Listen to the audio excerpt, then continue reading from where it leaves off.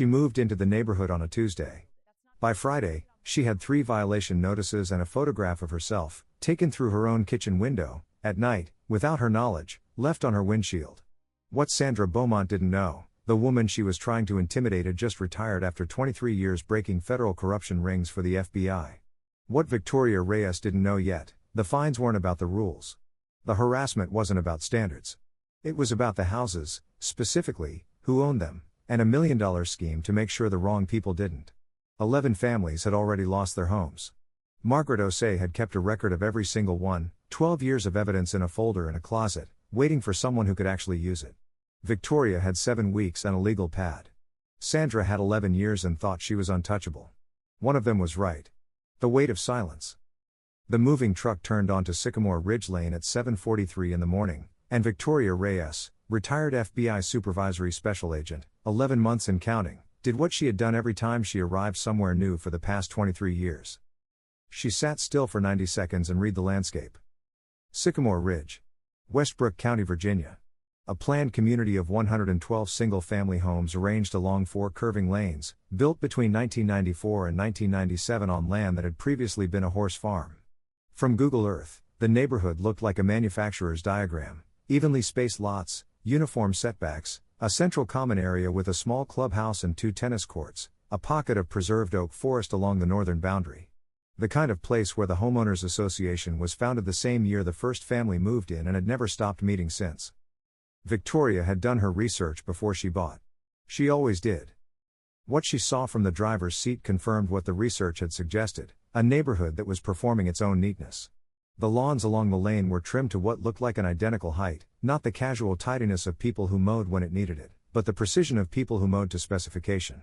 The mailboxes were a single color, hunter green. The street-facing flowers, where any existed, occupied identical rectangular beds at identical distances from the front walk. 3 houses had American flags. 2 had decorative wreaths. None had wind chimes.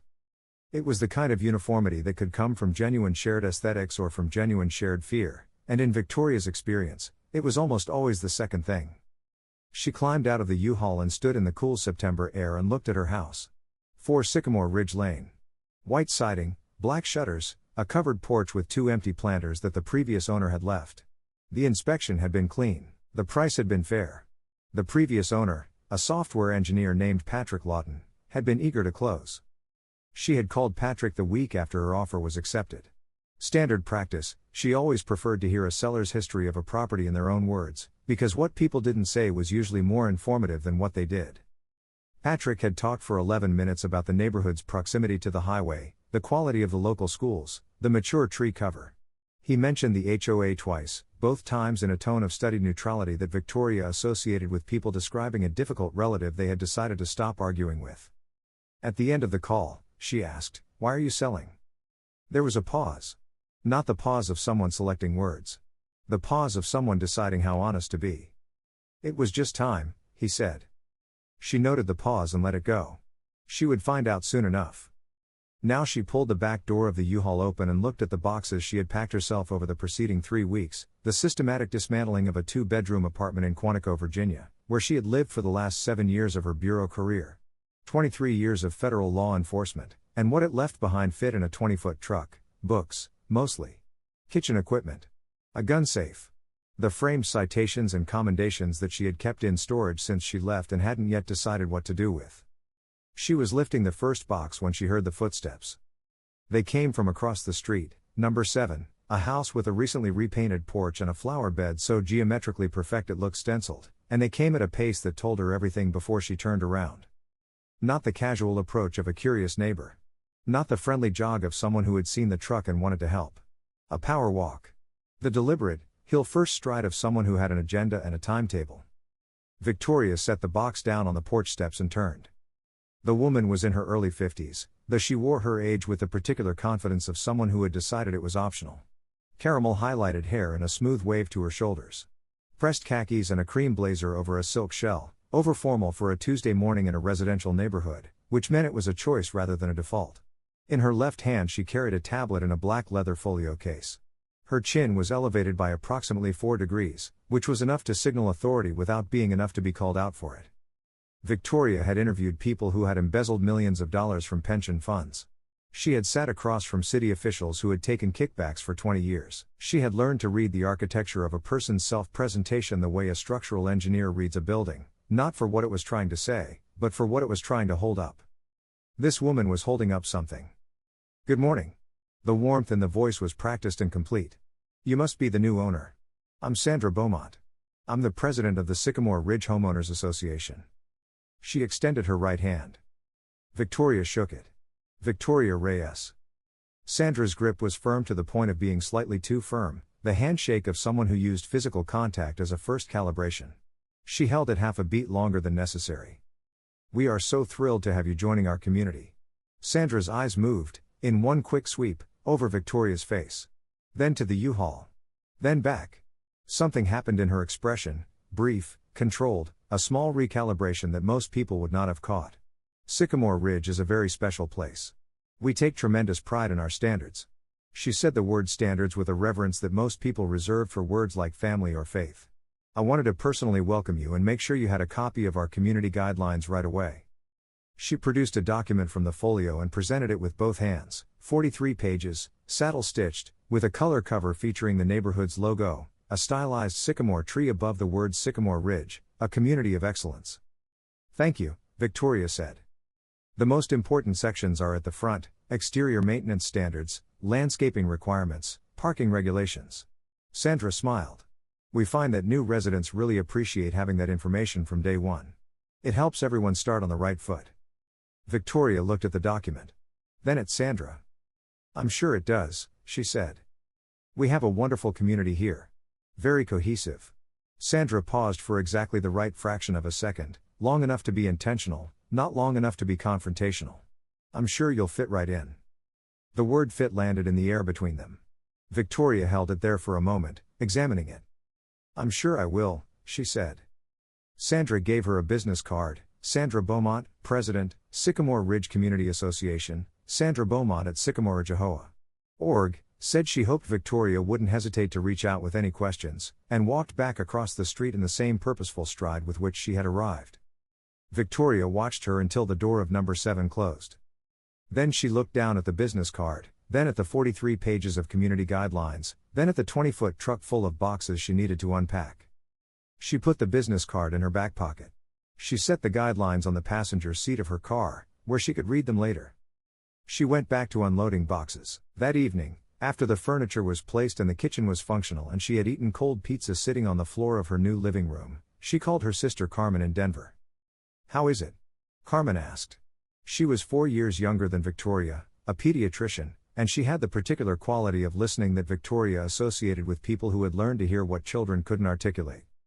"Fine," Victoria said. "House is good. Neighborhood is, I'm still reading it." "You met people already?" "The HOA president came over when I was unloading. First morning." Carmen was quiet for a moment. "What was she like?" Victoria thought about the pause before consistent. She thought about the way Sandra's eyes had moved, that quick, calculating sweep. "Very welcoming," she said. Carmen, who had been reading her older sister for 49 years, said, "Oh no. I'm probably wrong," Victoria said. "You're never wrong about people. I retired." "That's not how that works." Victoria looked out the window at Sycamore Ridge Lane in the dark, the neat rows of lit windows, the identical mailboxes just visible under the street lamps. "I'll call you next week," she said. She spent the first 2 weeks doing exactly what she had promised herself she would do: unpack methodically, set up the house to her preferences, walk the neighborhood in the mornings, and make a genuine effort to be a person who did not look for patterns in things. The effort lasted about 4 days. On the 5th morning, she was doing what she told herself was a casual walk and what was in fact a systematic survey of the neighborhood's social geography. She noted which houses had the same HOA-compliant landscaping and which had minor variations: a non-standard mailbox, a wind chime, a flower color that diverged slightly from the neighbors. She noted which residents waved and which didn't. She noted 3 houses where the landscaping was subtly different from the rest, slightly more individualistic, slightly less perfect, as if maintained by people who had decided, at some point, that they were done trying to be exactly right. She cataloged everything and told herself she wasn't cataloging anything. On day 9, she met Pri and Air. Priya lived at number 19, 3 houses down on the same side of the lane. Victoria encountered her at the mailbox on a Thursday afternoon, a small woman in her early 40s with dark hair pulled back and the kind of tired eyes that come not from lack of sleep but from sustained vigilance. She had a quick, genuine smile that arrived before her professional caution could intercept it, and then the caution arrived and the smile became more measured. "New neighbor," Priya said. It was a statement, not a question. Victoria Reyes. "I moved in 9 days ago." Priya Nair. "I've been here 5 years. She glanced at Victoria's house, then back. "How are you settling in?" "Well, so far. Good." A pause. The careful pause of someone deciding how much to say. "Did Sandra come by?" "First morning," Victoria said. Priya nodded as if this confirmed something. "She does that." They talked for 12 minutes, standing at the mailbox in the mild September afternoon. Or rather, Priya talked, slowly at first and then with more momentum, and Victoria listened with the complete, unhurried attention she had spent 23 years developing, the kind of listening that people respond to by saying more than they intended to. Priya was a software architect, working remotely for a firm in Seattle.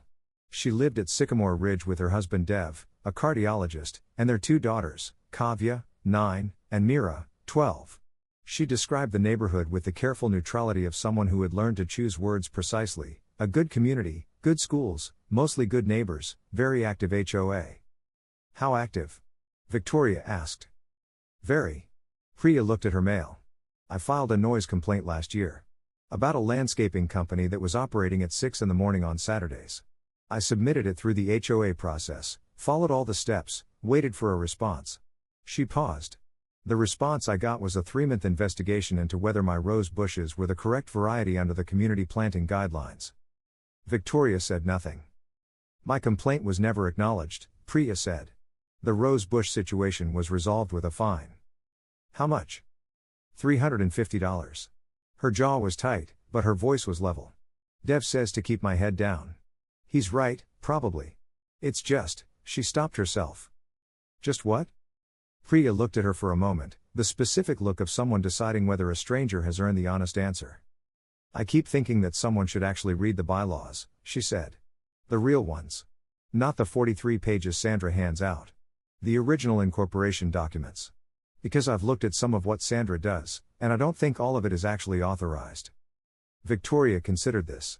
"Do you have a copy of the original bylaws?" Priya blinked. "Somewhere. Why?" "Just curious," Victoria said. She wasn't just curious. But she wasn't ready to say what she was yet. The first violation notice arrived 14 days after she moved in. It came on HOA letterhead, a professionally designed document with the sycamore tree logo in the header, and informed her that she was in violation of Community Standard 4.2.7 regarding personal property placement in the driveway during non-moving periods. The personal property was her car, a dark blue Honda Pilot, which she had parked in her own driveway at 2:17 in the afternoon while she unloaded groceries. Fine, $125. Payment due within 30 days. Victoria read the notice twice, then she found Section 4.2.7 in the Community Guidelines. Section 4.2.7 was about recreational vehicles and watercraft. It prohibited parking boats, jet skis, ATVs, and similar recreational equipment in the driveway for more than 48 hours. It said nothing whatsoever about passenger vehicles. She read the section 3 times to make sure she wasn't missing something. She wasn't.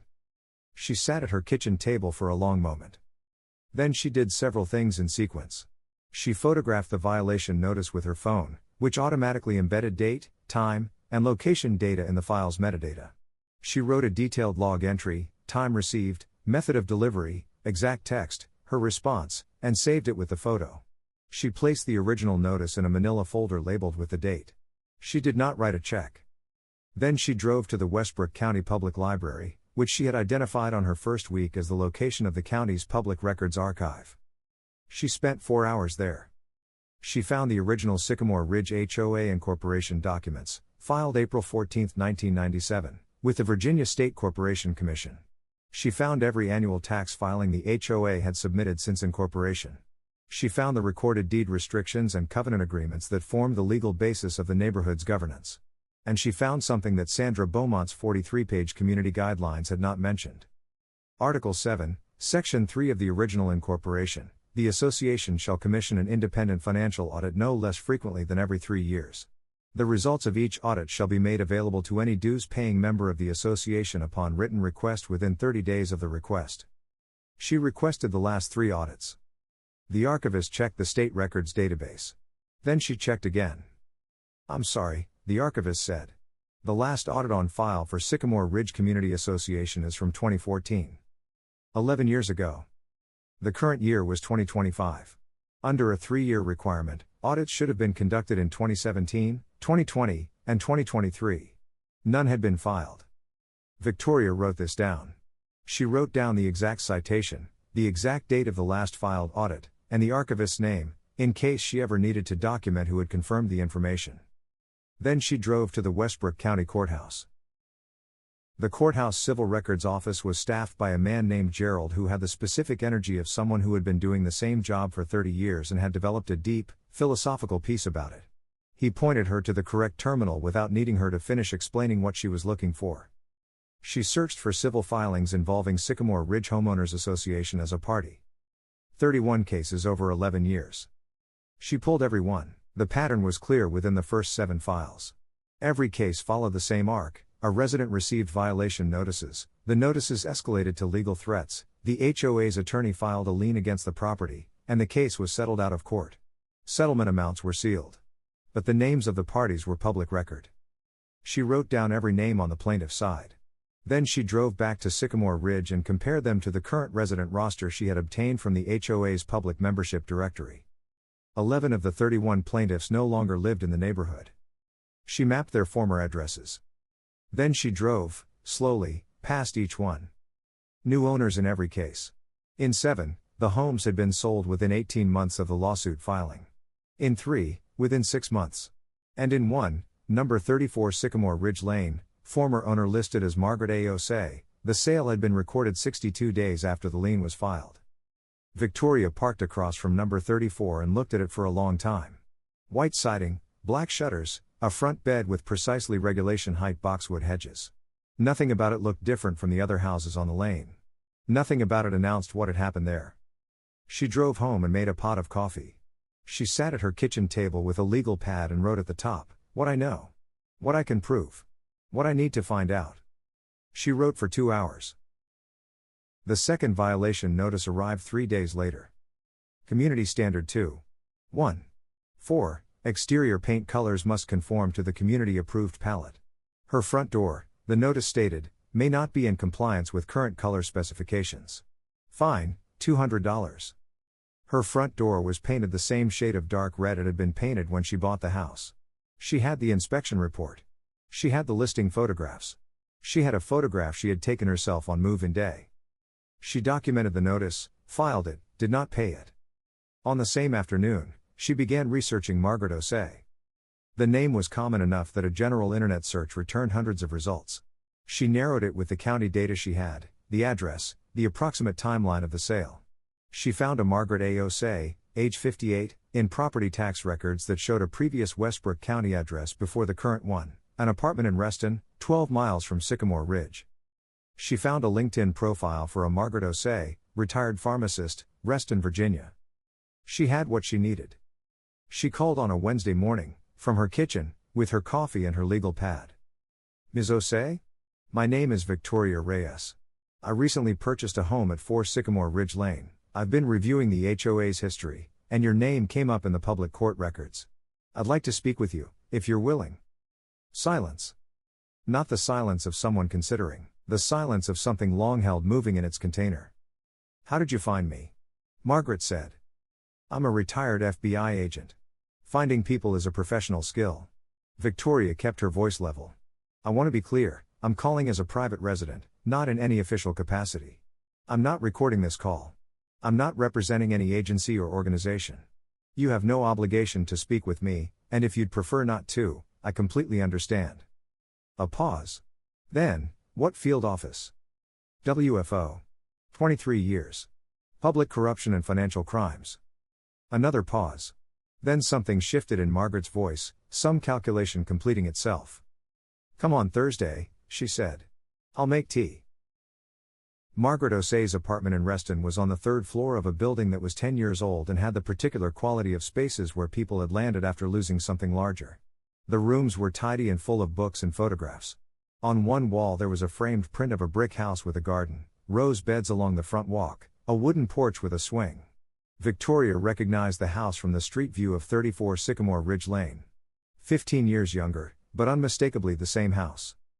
Margaret was a compact woman with close-cropped natural hair and reading glasses pushed up on her head.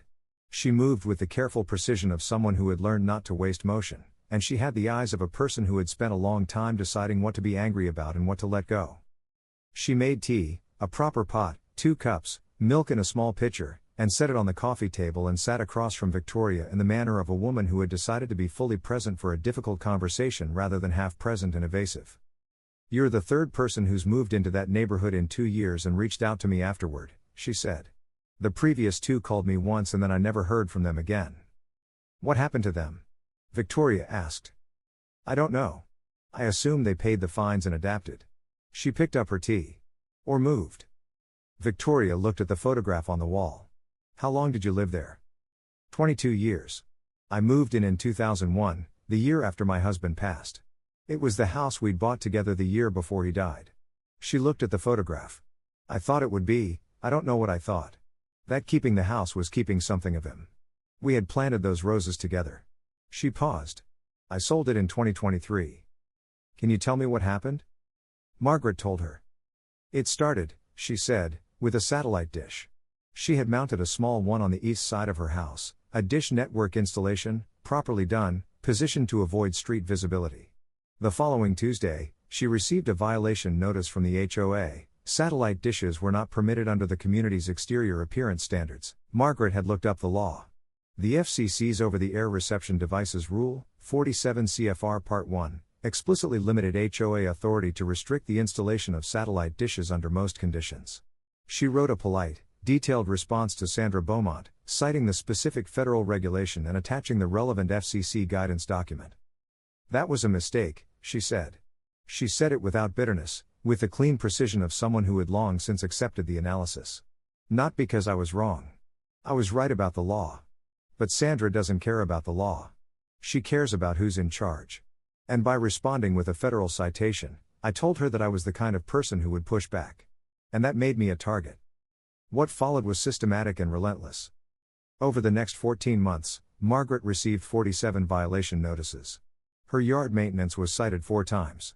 Her holiday decorations, a modest Kwanzaa display, were cited as excessive exterior ornamentation in violation of Standard 3. 4. 2. The color of her mailbox post, which had not changed in 22 years, was suddenly 2 shades outside the approved palette. Her car was ticketed 3 times for parking infractions that existed nowhere in the actual community guidelines. Then came the water damage claim. A HOA inspector conducted an emergency property assessment, entered Margaret's property without her present, using the master key that all board members held, and filed a report claiming that her property's grading was causing water runoff damage to the adjacent common area. The claim damage, $4,200. "I had never had a drainage issue in 22 years, Margaret said.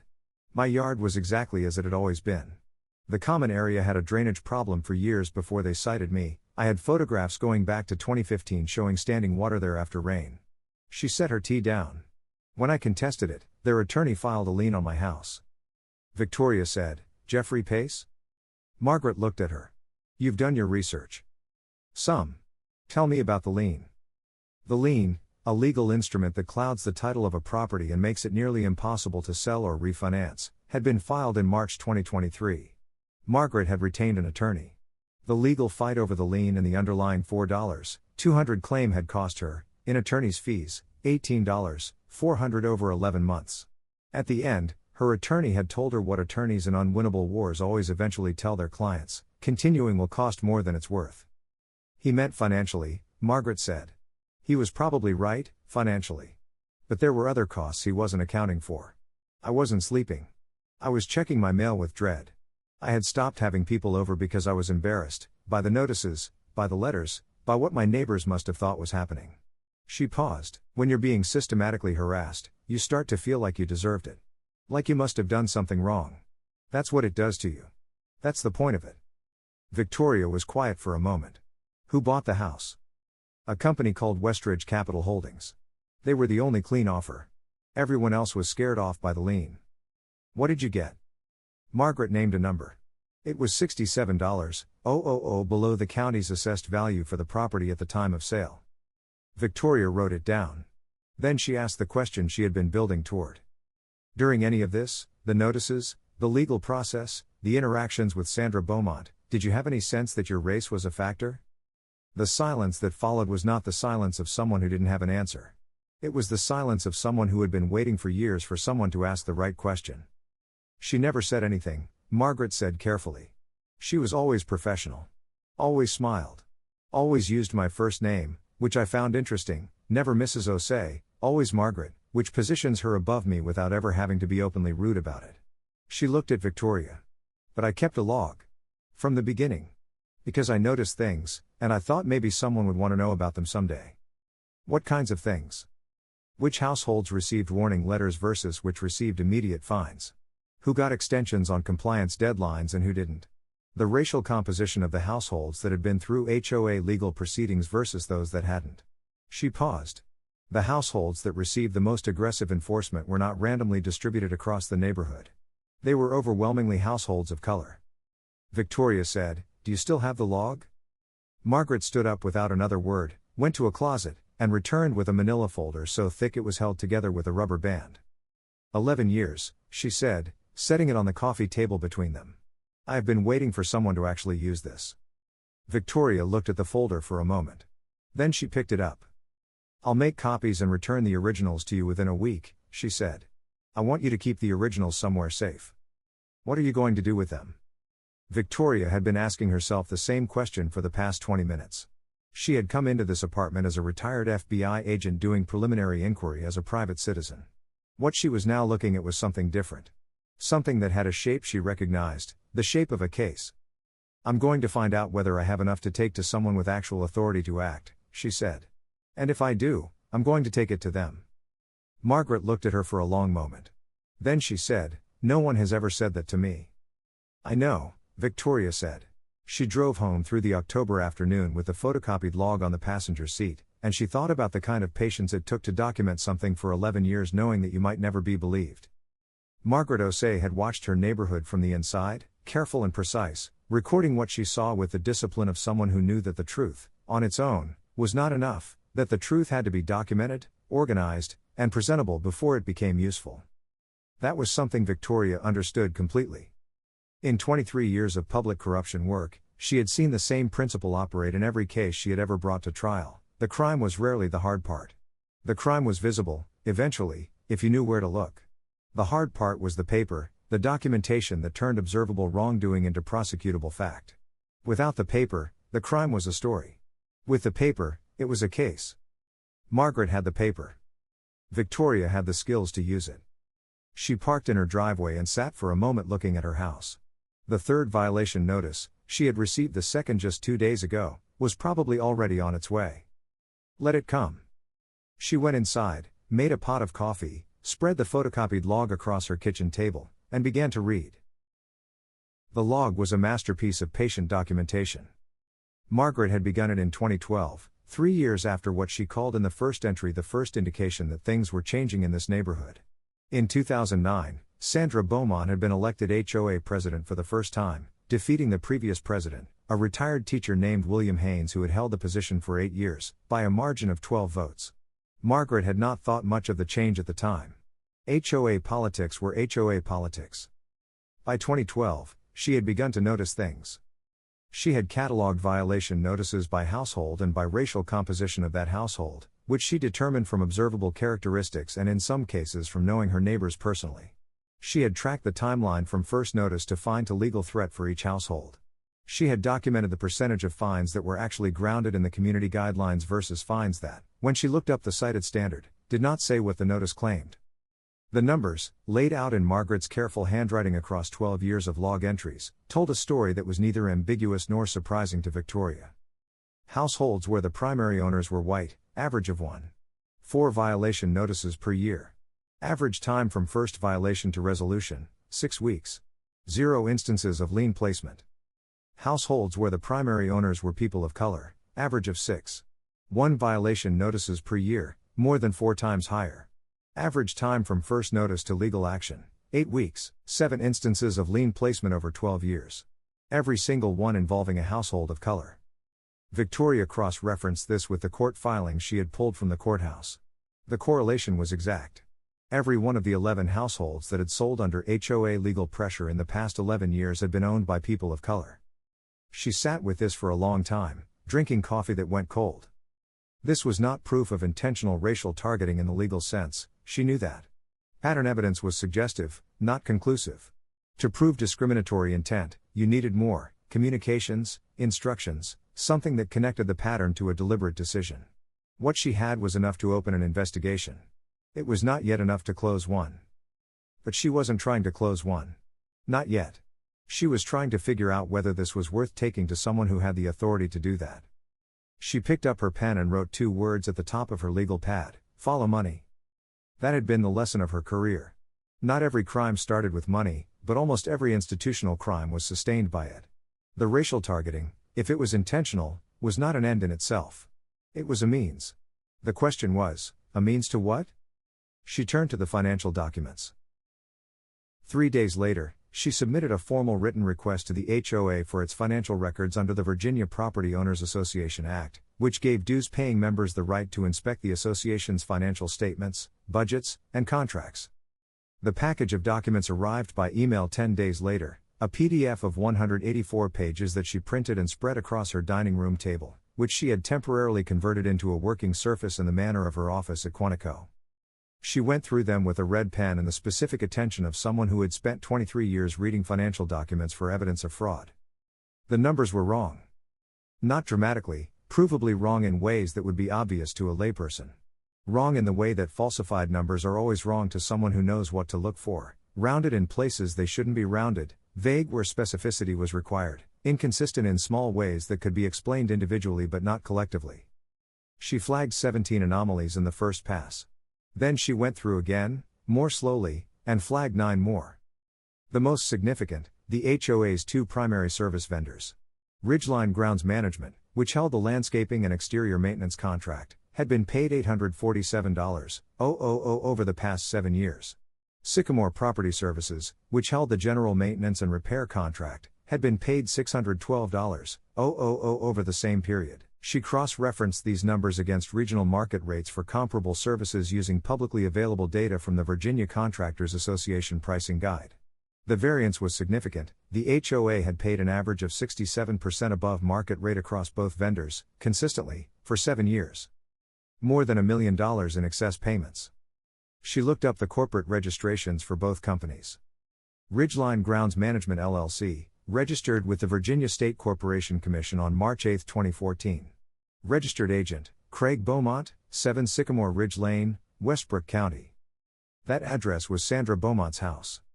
Sycamore Property Services LLC, registered May 22, 2014. Registered agent, Derek Wills, a Manassas, Virginia address. Victoria ran Derek Wills and found him on LinkedIn. Derek Wills, self-employed contractor. Married to Christine Wills, née Beaumont. Sandra's son-in-law. Both companies had been incorporated within 2 months of each other in 2014, the same year Sandra began her second 4-year term as HOA president. Both had received every major HOA service contract since that year, without a competitive bidding process, for 7 consecutive years. Victoria sat back in her chair and looked at the dining room table covered with printed pages and red pen notations. She was looking at more than an HOA with problematic fine enforcement. She was looking at a structured financial scheme, a president using her position to direct community funds to family-owned businesses at inflated rates, sustained over 7 years, producing what she estimated at somewhere between $800,000 and $1.2 million in excess charges flowing directly to the Beaumont family. And the racial targeting, the harassment campaigns that drove minority homeowners to sell, the below-market acquisitions through Westridge Capital Holdings, Jeffrey Pace's involvement, that was the other piece of it. The harassment wasn't just about power or control. It was real estate strategy. Drive out the owners who would push back. Replace them with owners who wouldn't. Maintain the client base. She needed one more thing before she could take this anywhere. She needed to know who owned Westridge Capital Holdings. She found the answer in the Delaware Corporate Registry, the state where most investment vehicles are incorporated specifically because Delaware's disclosure requirements are minimal. Westridge Capital Holdings LLC, incorporated November 2013 in the state of Delaware. Registered agent, Pace & Associates Law Group, Westbrook County, Virginia. Jeffrey Pace. Sandra Beaumont's HOA attorney. The man whose firm had filed liens against minority homeowners on Sandra's behalf. Who apparently also functioned as the registered agent for the entity that purchased those same homeowners' properties. Victoria looked at this connection for a long time. Then she called a woman she had worked with twice, briefly, in the 90s. Detective Anita Shepard, Westbrook County Sheriff's Office, Economic Crimes Division. They had been on the periphery of overlapping cases, a federal investigation into a county official and a state investigation into his associates, and had developed a mutual professional respect that had survived the intervening years as a stable, low-maintenance presence in each other's consciousness. Victoria called her on her direct line at 11 on a Wednesday morning. Anita. It's Victoria Reyes. A pause. Then, Reyes. God. Are you still at WFO? Retired. 11 months. I moved to Westbrook County. You're kidding. I bought a house in a neighborhood called Sycamore Ridge. A longer pause. Reyes, I know that neighborhood. I think you might, Victoria said. Can we have lunch? They met at a diner off Route 7, in a booth at the back that Anita chose with the unconscious preference for positional advantage that defined people who had been in law enforcement long enough for it to become instinct. She was 52, black, with the compact authority of someone who ran her unit without needing to announce that she ran it. Victoria laid the file on the table between them and let her read. She had organized it in the format she knew, the format of a federal investigative briefing, a one-page summary at the front, followed by supporting documentation organized by category, each document numbered and source cited. She had been preparing files like this for 23 years. She could do it in her sleep. Anita read through the whole thing over a club sandwich and 2 cups of coffee, without speaking, with the focused silence of a reader who wanted to have the complete picture before she said anything. When she finished, she set it down and looked at Victoria. You've been in this neighborhood for how long? 7 weeks. 7 weeks. Anita shook her head slightly. Most people would have paid the fines and put out a welcome mat. Victoria said nothing. The financial piece is the strongest, Anita said. Sole source contracting to family-owned companies at inflated rates, that's potentially embezzlement or fraudulent misrepresentation under Virginia law. The Westridge Capital connection to Pace's firm is potentially wire fraud if we can show coordination through electronic communications. She paused. The racial targeting piece is harder. Pattern evidence is suggestive, not conclusive. For a fair housing violation we'd need the intent piece, something that shows the targeting was deliberate. Margaret Osei's log shows the pattern going back 12 years, Victoria said. It shows the pattern. It doesn't show Sandra sitting in a room and saying target the black households. For a federal fair housing case, you need the intent to be demonstrable. Anita looked at the file. The financial case is solid enough to open a formal inquiry. If we open the books, subpoena the actual bank records, I think we'll find what you're describing. And once we're inside the financial records, the fair housing piece may follow. What do you need from me? Keep building the file. Every violation notice, every interaction with Beaumont or Pace or anyone from the HOA. Verbatim accounts, documented with date and time. Everything. She looked at Victoria steadily. And be careful. These people are systematic. When they feel threatened, they escalate. I know. This is different from your federal work. These people know where you live. I know that too, Victoria said. They've known since day one. On the 9th week, the nature of the harassment changed. The violation notices had continued, the 4th, 5th, 6th arriving at regular intervals, citing infractions ranging from the minor implausible to the outright fictional. She had documented each one with the same methodical care, photograph, log entry, original filed in the growing folder. She had paid none of them. The running balance according to the HOA's accounting was $1,272. She had developed a routine. Morning walk at 7, she had mapped every street in the neighborhood by now and could read its daily rhythms the way she read the rhythms of any environment she had spent time in. Work from 8 to noon, building the file, cross-referencing documents, following financial threads in public records. Afternoons, whatever the house needed. Evenings, the books she had been meaning to read for years, and calls with Carmen. The neighborhood had also begun to yield the thing that every investigation eventually yields if you are patient enough: people willing to talk. Not openly. Not yet. But she had collected conversations from 6 residents now, each one adding a piece of the picture. A retired teacher named Dorothy who had documented 4 years of seemingly arbitrary fine assessments. A couple, Marcus and Jennifer Chen, who had been fined $800 for a landscaping choice that their immediate neighbors on both sides had made identically without citation. A man named Harold Briggs, 72, a retired civil engineer, who had been on the verge of accepting an offer from Westridge Capital Holdings 18 months ago before a knee injury had kept him home on the day of the scheduled walkthrough and he had simply not gotten around to rescheduling. Harold's encounter with Westridge Capital Holdings was the piece that clarified the timeline. "How did they contact you?" Victoria asked him, during a conversation that had begun as a discussion of his vegetable garden and had become something else. "Real estate agent called," he said. "Said she'd heard through the community that I might be interested in selling. Very professional. Mentioned Sandra's name, that Sandra had thought I might appreciate having an option." "What was the agent's name?" "I have her card somewhere. Patricia something. With a Westbrook Realty address." He looked at her. "Why do you ask?" "I'm doing some research on the neighborhood's history," Victoria said. Harold looked at her for a moment. He had the eyes of an engineer, observational, patient, not easily deflected. "You're not just being neighborly, are you?" he said. It wasn't a question. "I'm collecting information," Victoria said. "I'm not ready to say more than that yet." He nodded slowly. "I've been here 16 years. There are things I've watched happen in this neighborhood that I should have done something about." He looked at his garden. "I didn't, because I calculated that the cost to me was too high. I'm not proud of that." "The cost was real," Victoria said. "Yes," he said. "It was. But so was the cost to the people I watched leave." The photograph arrived on a Tuesday evening in the 9th week. Victoria came home from a 45-minute walk. She had been varying her route and her timing, a habit she couldn't turn off, to find a sheet of standard printer paper tucked under the windshield wiper of her car. It was a color photograph. It showed her kitchen, taken from outside through the window she had not yet curtained because she had been meaning to buy curtains and kept forgetting. In the photograph, she was sitting at her table with the financial document spread in front of her, her red pen in her hand, her legal pad visible at the edge of frame. There was no text. No message. Just the photograph.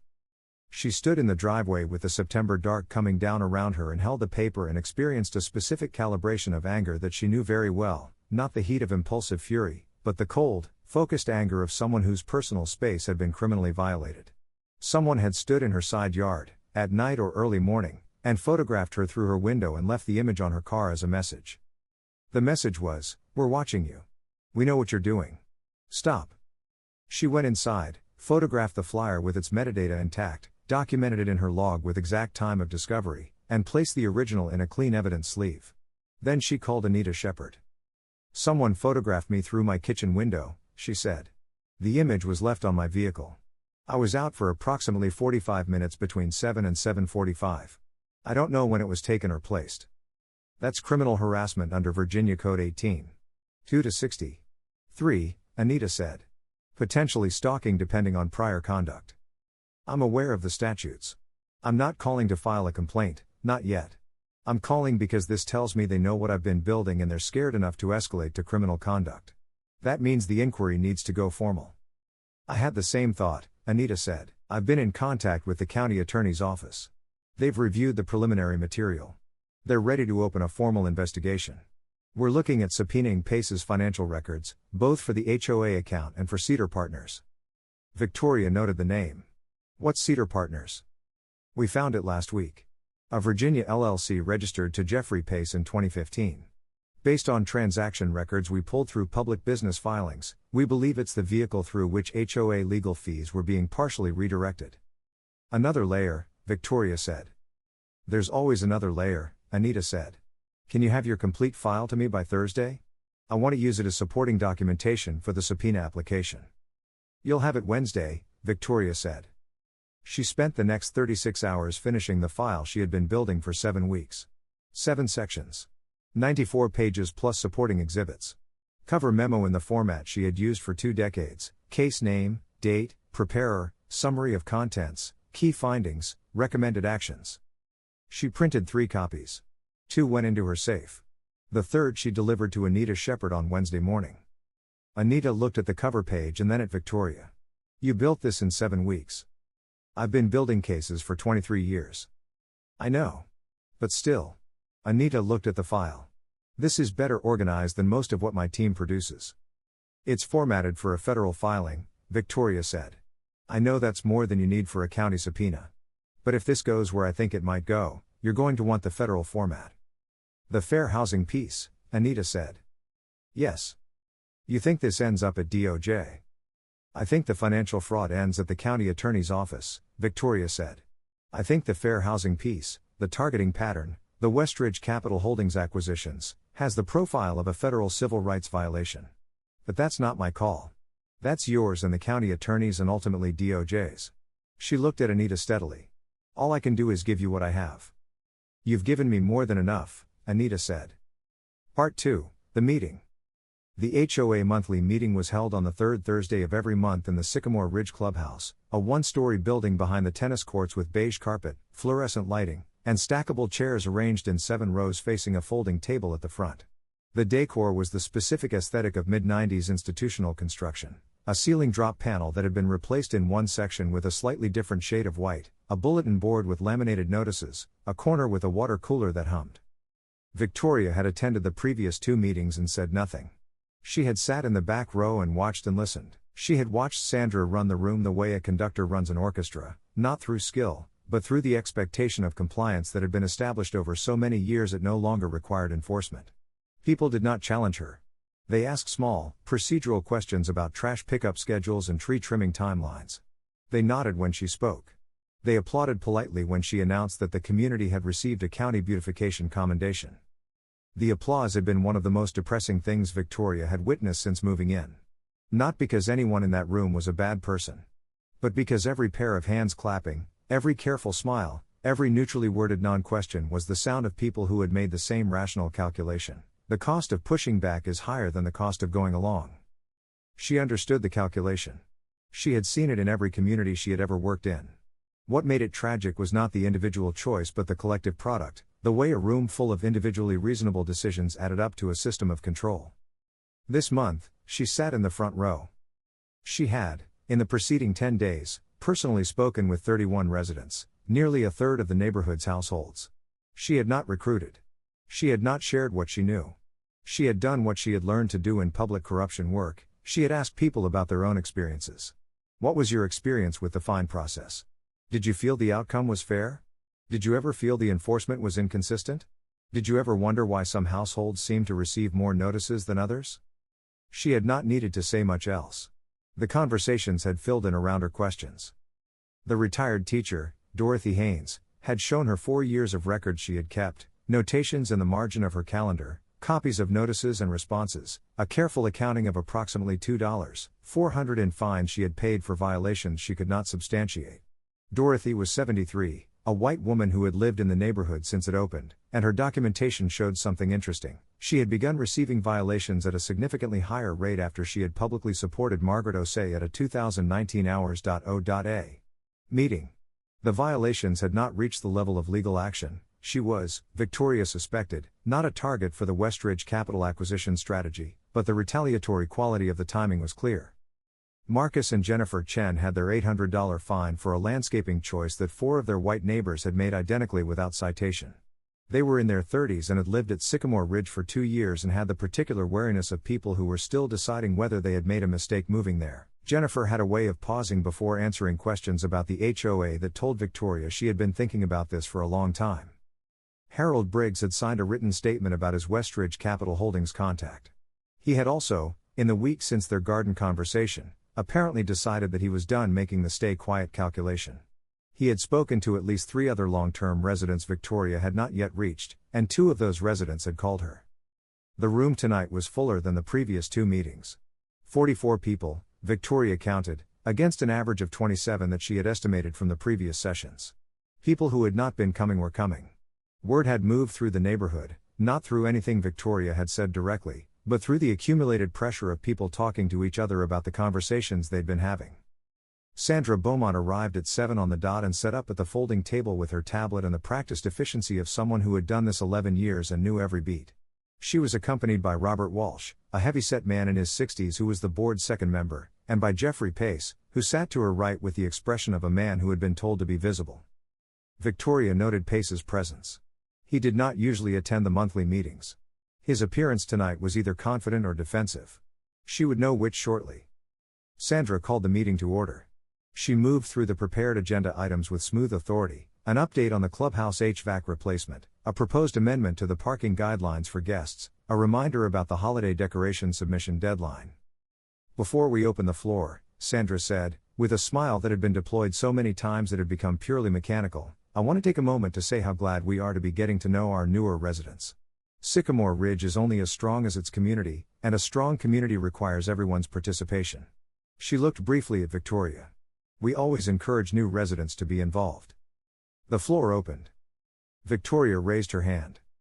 Sandra looked at her. The smile remained intact. But something behind it adjusted. "Victoria," she said, using the first name with the specific inflection of a person who has decided that using first names is a power move. Victoria stood. She had dressed for this evening with deliberate neutrality, dark slacks, a plain gray top, nothing that announced anything, because what she wore was not the message. What she did and how she held herself was the message. She had spent 23 years walking into rooms where she was the only Latina woman in the space, often the only woman, sometimes the only person who wasn't there to agree with whatever the person at the front of the room wanted. She had learned what it cost to stand in those rooms and not perform deference. She had paid that cost so many times it no longer felt like a cost.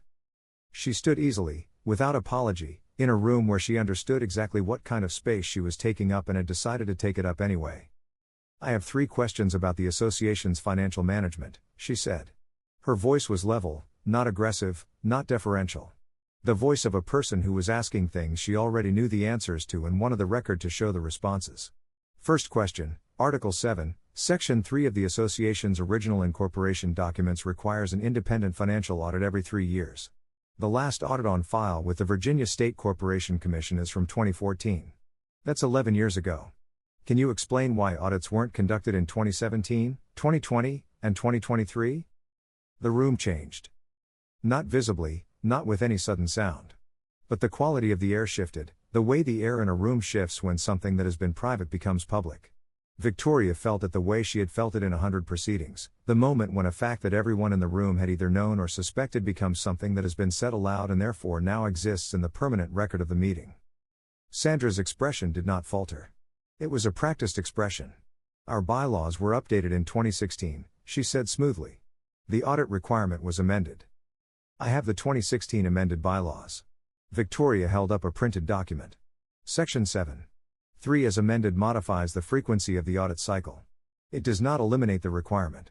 Under the amended provision, audits were due in 2017, 2021, and 2024. The 2024 deadline passed 8 months ago. Would you like me to read the relevant text to the members? A silence. "That won't be necessary," Sandra said. "We can address the audit question through the proper process. Board members can take." "My second question," Victoria said, continuing in the same level tone. "The association's primary service contracts, grounds management and property services, have been awarded to the same 2 companies for 9 consecutive years without a competitive bidding process. Both companies were incorporated in 2014, within 2 months of each other. Both are owned by members of your immediate family. Ridgeline Grounds Management is owned by your brother, Craig Beaumont. Sycamore Property Services is operated by your son-in-law, Derek Wills." She paused. "The association's bylaws require competitive bidding for contracts above $10,000 annually. Can you explain the rationale for the sole source contracting arrangement?" Jeffrey Pace shifted in his chair. It was a small movement, the adjustment of a man recalculating his situation. "Those contracts are approved by the full board," Sandra said. Her voice had risen approximately a half step in pitch, which was the only externally visible indication of what was happening inside her. "The board reviews all vendor relationships annually." "The board consists of you and 2 members, Victoria said. Robert Walsh, who has received fee waivers totaling approximately $3,400 in the past 3 years, and until recently a 3rd member who resigned following a disputed assessment." She turned slightly to include the room in what she was saying, not performing, just making sure people could hear. "That's the governance structure that approved 9 years of sole source contracts to family-owned businesses. I'd like to understand whether members consider that adequate oversight." She paused for one beat, Then, third question. I have data from 11 years of the association's enforcement records, obtained through my rights under the Virginia Property Owners Association Act, showing that households owned by residents of color receive violation notices at a rate more than 4 times higher than comparable households owned by white residents. The progression from violation to legal action occurs approximately 3 times faster for minority-owned properties. 4 of the 5 properties that entered HOA legal proceedings and subsequently sold under those circumstances were purchased by the same entity, Westridge Capital Holdings, which is registered through an agent that also serves as the association's legal counsel. She looked at Sandra directly.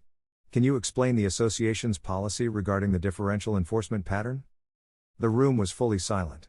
Not the polite silence of people waiting to speak. The weighted silence of people who had just heard something said plainly that had lived, for years, only in the private register. Sandra Beaumont set her pen down. The motion was controlled and deliberate. She looked at Victoria with an expression that was still professionally composed and in which, if you were looking for it, if you knew what composed professional control was covering, there was something that lived a long way below composure. These are serious allegations, she said. They deserve to be addressed through the proper. I'm not making allegations, Victoria said. I'm asking questions based on the association's own financial records and enforcement data. Members of this community have a right to understand the answers. A hand went up in the third row. Linda Park. 61, Vietnamese American, 12 years at Sycamore Ridge. Victoria had spoken with her briefly a week ago, a conversation in which Linda had said almost nothing and listened a great deal. She had not told Victoria she would speak tonight. I'd like to make a motion, Linda said. Her voice was very steady. I move that the association commission an independent financial audit to be completed within 60 days, with results reported to the full membership. The silence that followed was the kind that precedes a vote. Then Harold Briggs said, I second. Sandra said, we don't have a quorum for formal. How many members constitute a quorum? Marcus Chen asked from the 5th row. He had his phone in his hand, pointed forward. Under Article 4, a quorum for a special vote requires 30% of dues-paying members, Victoria said. There are 112 households with active memberships. 30% is 34 households. I count 44 people in this room. She looked at Sandra. Do you want to count them? Sandra Beaumont looked at Jeffrey Pace. Pace looked at the room. In 31 years of law practice, Jeffrey Pace had sat in many rooms. He had advised clients through divorce proceedings and business disputes and contract negotiations and 2 criminal matters that he did not think about if he could avoid it. He had a particular gift for reading rooms and responding to what he read with the measured calm of a man who was confident that process and procedure could manage most things. He was not confident of that right now. He was looking at 44 residents of Sycamore Ridge, and what he was reading in the room was something he had not expected to read, not anger, which could be managed, but something quieter and more durable. The collective expression of people who had simultaneously recognized something they had individually known for a long time, and who were now, all at once, done pretending they didn't know it. He leaned toward Sandra and said, in a voice that was almost too quiet for the nearest row to catch, Sandra. Don't fight the audit. Sandra heard him. She did not look at him. She looked at the room for 3 seconds, 3 seconds in which the architecture of 11 years, all of its certainties and strategies and careful constructions, underwent some kind of internal structural review, and then she looked back at Victoria. I'll entertain the motion, she said. The vote on the independent financial audit was 38 in favor, 4 against, 2 abstentions. The 4 against were members of the Sandra Loyalist Cluster. The abstentions were 2 people who worked for the same employer as one of the board members and were, Victoria assessed, keeping their options open. Sandra gavelled the meeting to a close at 9:17 and left the building without speaking to anyone, flanked by Jeffrey Pace, who was already on his phone. Linda Park found Victoria near the door and said, I've been wanting to do that for 4 years. I know, Victoria said. She didn't know for certain, but she knew the type, the person who has been adding the cost up in their mind for years and has finally calculated that the balance has tipped. Harold Briggs shook her hand on the way out. Dorothy Haynes gave her a look that communicated a decade's worth of finally in the space of 2 seconds. Victoria drove home and made coffee and sat at her kitchen table. She did not feel triumphant. She felt the way she felt at the end of the first visible phase of any case, that things were in motion, that the motion was irreversible, and that the most dangerous part was probably still ahead. She was right about that. The letter from Jeffrey Pace arrived the following morning by certified mail. On behalf of the Sycamore Ridge Community Association, it informed her that her outstanding fine balance, now $1,847, comprising 9 separate violation assessments, was subject to formal collection action. The letter specified that failure to resolve the balance within 30 days would result in the placement of a lien on her property under the authority of the Virginia Property Owners Association Act, Section 55. 1-1833. She read it twice. Then she called Anita Shepard. "The letter's a pressure tactic," Anita said. "They're trying to put you on the defensive. Don't respond to it directly." "I wasn't going to. I'm calling because this morning I also received confirmation that Sandra Beaumont contacted her brother Craig last night. He called her from a number I've been monitoring through public carrier records, which required a separate process I won't bore you with." Victoria looked at the letter. Craig Beaumont is the co-owner of Ridgeline Grounds Management. His call to Sandra lasted 22 minutes. The timing, the night after the HOA meeting, is significant. "You think they're coordinating a response?" "I think they're scared. Scared people make mistakes. Scared people also destroy evidence," Anita said. "That's why I need the subpoena today, not next week." There was a pause on Anita's end. Then, the county attorney signed the subpoena application this morning. "We're serving Pace's firm this afternoon, financial records for the HOA account, Cedar Partners, and both vendor companies going back 8 years. Bank records, wire transfer logs, everything." Victoria was quiet for a moment. "Good," she said. "It's going to get loud, Reyes. When people like Sandra Beaumont get served a subpoena, they don't usually go quietly." "I know," Victoria said. "I've been through a lot of loud." What happened in the 2 weeks after the subpoena was served, Victoria observed from the position of a neighbor who was no longer building a case but watching the consequence of having built one. Sandra Beaumont's morning power walk circuit of the neighborhood stopped. Her Lexus stayed in the driveway for days at a time. The lights in her house were on at 2 in the morning twice in the first week. Victoria didn't surveil her, but her bedroom window faced the street, and the habit of noticing was not something she could turn off.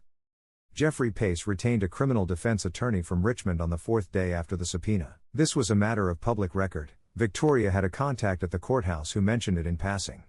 The specific attorney he retained, a woman named Catherine Holt, who had a reputation for working with professional clients facing disbarment and fraud charges, told Victoria something about how Pace was reading his situation. On the 5th day, Craig Beaumont walked into the county attorney's office without an appointment and asked to speak with an investigator. He had, it turned out, been developing a comprehensive assessment of his own legal exposure for approximately 72 hours, and had concluded, with the assistance of a personal attorney he had retained the previous week, that the most favorable outcome available to him involved cooperation. Victoria learned the substance of his cooperation agreement from Anita, 2 weeks later, when the county attorney was ready to share it. Craig Beaumont had provided the following: detailed records of every payment made by the HOA to Ridgeline Grounds Management and Sycamore Property Services, including the actual cost of the services provided versus the amounts billed. He had provided email communications with Sandra regarding the vendor contracts, including multiple messages in which Sandra explicitly directed him to inflate invoices. He had provided records of cash payments from the vendor accounts to a personal account that, through one intermediary transfer, connected to a checking account in the name of Sandra L. Beaumont at a bank in Wilmington, Delaware. He had also provided something that Victoria had not expected: documentation of a meeting in 2015 between Sandra, Jeffrey Pace, and a real estate developer based in the D.C. metro area, in which the targeting of specific households for the Westridge capital acquisition strategy had been explicitly discussed. Pace had prepared a memorandum of that meeting. Craig Beaumont had been in the room, preparing materials, and had kept a copy of the memo. The memo used careful, lawyerly language. It spoke of identifying households with compliance challenges and facilitating orderly property transitions, but when you read it against the enforcement data and the transaction records, the translation was not complicated. The system had been designed. It had not drifted into discrimination. It had been deliberately built. Victoria was in her backyard on a Saturday morning when Priya Nair came to the fence with 2 cups of coffee and the expression of someone who had made a decision about something. "I've been thinking about whether to say this," Priya said, handing a cup over the fence. "Say it," Victoria said. "I'm angry." Priya said it simply, without drama. "I'm angry that it took me 5 years to find out what was happening. I'm angry that I told Dev to keep my head down, that I told myself it was the rational choice, that I watched what happened to people around me and convinced myself it wasn't my business." She looked at her coffee. "When you moved in, when I first heard you asking Anita Shepard about the original bylaws, I thought you were eccentric. Maybe a little paranoid." "That's fair," Victoria said. "I didn't understand what you were doing. I knew something was wrong here. I just didn't think I could do anything about it. She paused. I think I was using can't when I meant won't. Because won't required me to own the decision. Victoria looked at her. You raised the motion at the December meeting. That was easy by then. You'd done the work. The work isn't the point. The decision is the point. Victoria set her coffee down on the fence post. You're right that there's a difference between can and won't. But the reason most people land on won't isn't cowardice. It's the calculation, individual cost versus collective benefit. The problem with that calculation is that everyone in the same community is making it simultaneously, and the sum of everyone's rational individual decision is a community that stays trapped. She paused. What changes the calculation is when one person absorbs enough of the upfront cost that the calculation shifts for everyone else. That's not a virtue. It's a structural reality. You absorbed the cost, Priya said. I was positioned to, Victoria said. My house is paid off. I have no employer to retaliate against, no pending transactions they can threaten. I've dealt with more serious threats than an HOA president for 23 years. The cost to me was lower than it would have been to almost anyone else in this neighborhood. She looked at Priya steadily. That's not admirable. It's circumstantial. The part that matters is what you do after the structural reality shifts. I've been thinking about the oversight committee, Priya said. The new board is going to establish one as part of the audit process. I want to be on it. Good, Victoria said. I also want to. Priya stopped. Looked at her coffee. My daughters know something happened here. Kavya is too young to understand most of it, but Mira has been asking questions. She's 12 and she's following this like a case study. A small smile. I think she might be a little bit like you. What does she want to know? Everything. How it happened. Why no one stopped it sooner. What the laws actually say. Priya looked up. She asked me last night, if Sandra was breaking the law this whole time, why didn't anyone report it? And I didn't know what to say. Victoria thought for a moment. Tell her that most of the time, the answer to that question is, people didn't know they were allowed to. Sandra built a system that convinced everyone inside it that she had authority she didn't actually have, and she maintained that illusion by making the cost of questioning it very visible while making the right to question it invisible. She paused. Tell her that the most important thing anyone can do in any community, any institution, any relationship, is know the actual rules. Not the rules as presented by the person who benefits from your not knowing them. The actual rules. Priya was quiet for a moment. Can Mira talk to you? Directly? I think she'd take it from you in a way she wouldn't take it from me. Of course, Victoria said. The audit results were delivered to the association on a Thursday in late November, 8 weeks after the independent auditing firm from Richmond had been engaged. The report was 78 pages. Victoria read it the same day it was distributed to members, with the same red pen and the same focused attention she had given to the HOA's own financial documents 8 weeks earlier. The auditors found what she had expected. In some places, more. Excess payments to family-owned vendors over 9 years, $847,000, calculated against regional market rate benchmarks. Legal fees billed through Jeffrey Pace's firm and partially redirected to Cedar Partners LLC, $212,000 over 6 years, including $67,000 in fees for matters where no case file existed. Total funds misappropriated from HOA accounts, a conservatively estimated $1.06 million over 9 years. The auditors did not make findings about the racial targeting, that was outside their scope.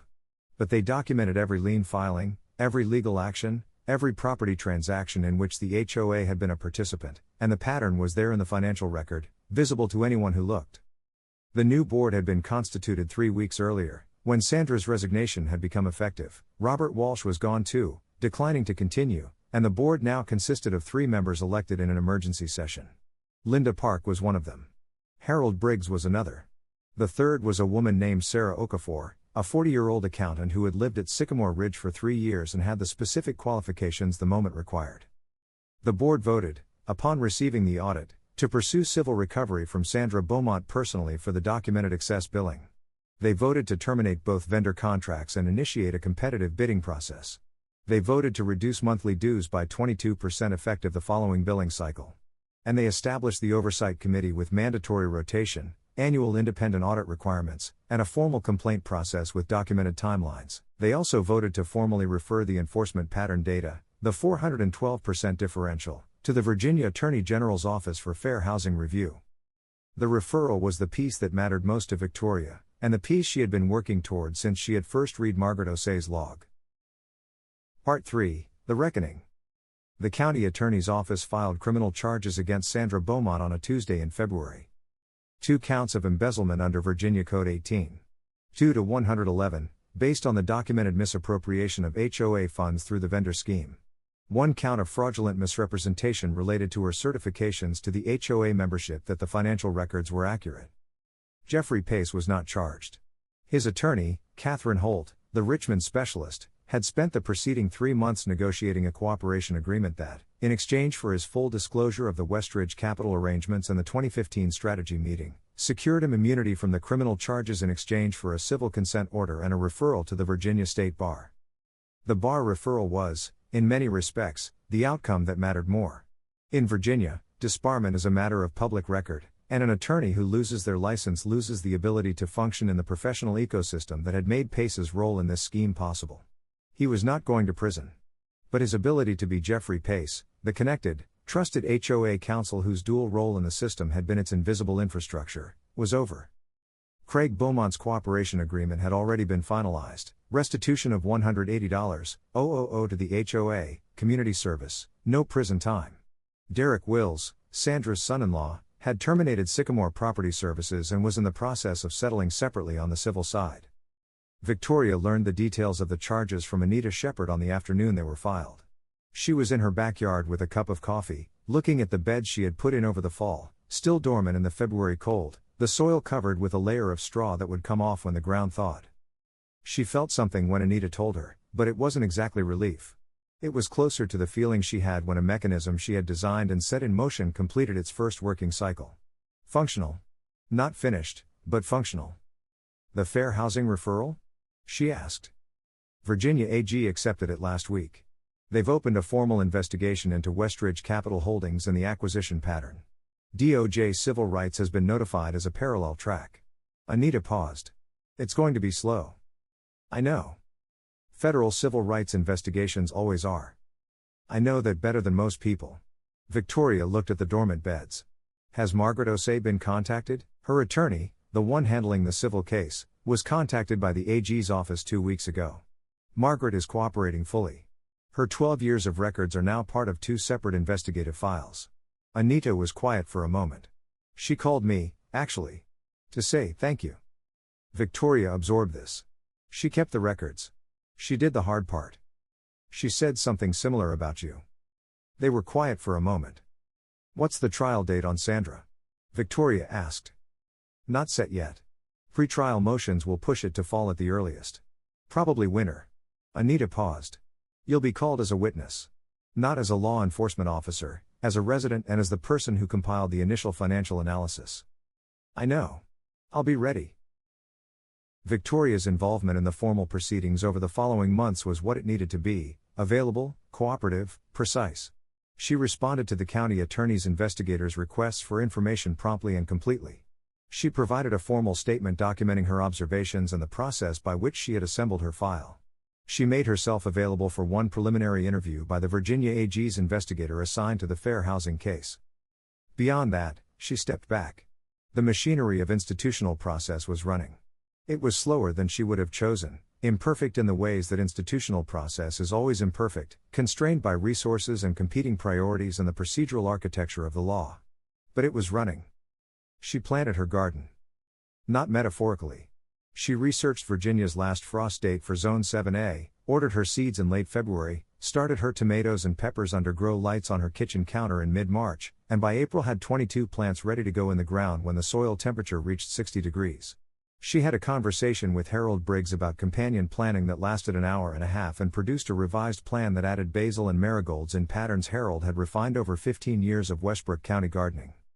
She also had conversations with people who came to her, residents of Sycamore Ridge and, as the news of what had happened gradually spread through the wider community, people from outside it. A woman from a neighboring development called to ask whether she could look at their HOA's financial records for similar patterns. A reporter from the Westbrook County Gazette called and asked for an interview. Victoria declined the interview but suggested she speak with Margaret O'Sea, who had agreed to tell her story publicly. The Gazette article ran in March. It was careful and accurate, and it named the specific regulatory mechanisms through which the investigation had been initiated. Victoria read it twice. She noted that it did not mention her name. That was exactly right. Mira Nair arrived on a Tuesday afternoon in April with a new composition notebook. The first one had been filled, and the particular focused attention of a 12-year-old who had been thinking carefully about something for 6 months. She sat at Victoria's kitchen table and opened to the first page of the new notebook and wrote the date at the top, which Victoria found quietly charming. "I've been reading about the Fair Housing Act," Mira said. "The 1968 Act and the 1988 Amendment. And about HOA cases specifically. And? There are a lot of cases like this one. HOA discrimination cases. A lot more than I thought." She looked up. "Why doesn't more happen? About them?" "Because most of them never get documented," Victoria said. "The people being harmed are individually isolated. They experience the harm personally, and they believe, correctly, in most individual cases, that the cost of challenging it is too high for them to bear alone. And so most cases exist only as private experience. Private experience doesn't change systems. Documentation does," Mira said. It was not a question. She had been building toward this. "Documentation is the first step," Victoria said. "Documentation makes private experience into evidence. Evidence creates the basis for an investigation. Investigation can produce accountability. Accountability changes the incentive structure for the next Sandra Beaumont." She paused. "That's the chain. It's long and slow, and each link depends on the previous one. Most chains break somewhere in the middle. This one didn't. This one happened to have Margaret O'Say, who built the foundation patiently for 11 years, and Priya Nair, who talked to her neighbors honestly, and Harold Briggs, who eventually signed a statement instead of staying quiet, and Linda Park, who raised her hand in a meeting that required a particular kind of courage to raise it in." Victoria looked at the girl. "I happen to have the skills to connect those pieces and the circumstances that made it possible for me to do it without being destroyed in the process. But I was the last piece, not the first." Mira wrote for a moment. "You said something to my mom about can and won't. She told me about it. What did you think of it?" "I think it's right.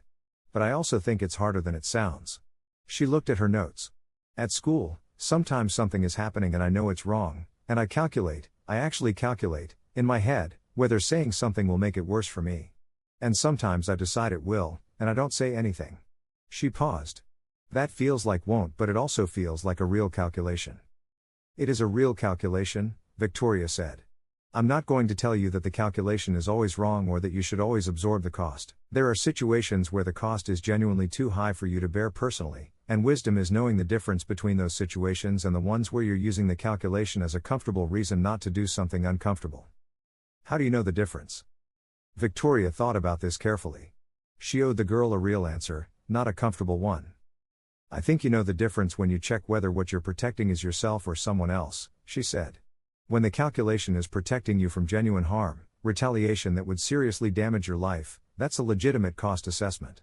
When the calculation is protecting you from discomfort, from the awkwardness of being the person who said something, from the social cost of being seen as difficult, that's a different thing. Most of us, most of the time, are doing the second thing and telling ourselves it's the first." Mira wrote. "I also think," Victoria continued, "that the capacity to make the costly choice grows over time.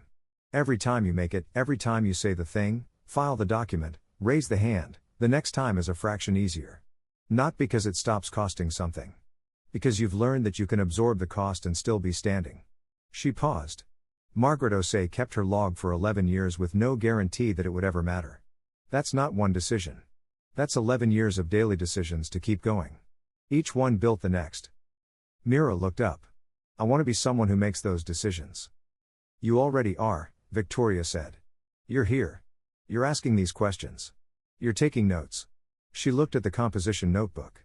"In 15 years, when you're a lawyer, if that's where you go, you're going to remember this conversation. Not what I said. But the fact that you asked." Mira was quiet for a moment. Then, "In the cases where the chain breaks, where someone has documentation and brings it somewhere and nothing happens, what do you do then?" It was, Victoria thought, the best question she had been asked in years. "You find another chain," she said. "The documentation still exists. The harm still happened. You find a different lever, a different agency, a different legal theory, a different jurisdiction. You try again." She paused. "I worked a case once, a significant case involving a federal official, That I built completely and that my supervisors declined to pursue for reasons that had nothing to do with the evidence. I had done everything right and the system protected the person who shouldn't have been protected. She looked at Mira steadily. That was 8 years ago. The official is still in a position of power. And I still think about him sometimes. She paused. But I also think about this neighborhood. About the fact that the chain didn't break here. Both of those things are true simultaneously, and you have to be able to hold both without letting either one be the only story. Mira wrote that down. Then she closed the notebook. Thank you, she said. Come back when you have more questions. I'll definitely have more, she said. The trial of Sandra Beaumont began on a Thursday in the second week of October, approximately 25 months after Victoria had driven a moving truck onto Sycamore Ridge Lane. Victoria had asked Carmen to come for the first 3 days. Carmen flew in from Denver, and they had dinner the night before the trial started and talked about everything except the trial, about Carmen's kids, about a book Victoria was reading, about the garden, which had come in exceptionally well over the summer and had produced, among other things, an abundance of tomatoes that Victoria had spent part of August converting into sauce and distributing to half the neighborhood. Are you nervous? Carmen asked. No, Victoria said. I know what I saw. I know what I documented. I know the difference between what I observed and what I inferred. I'll say the first and not the second.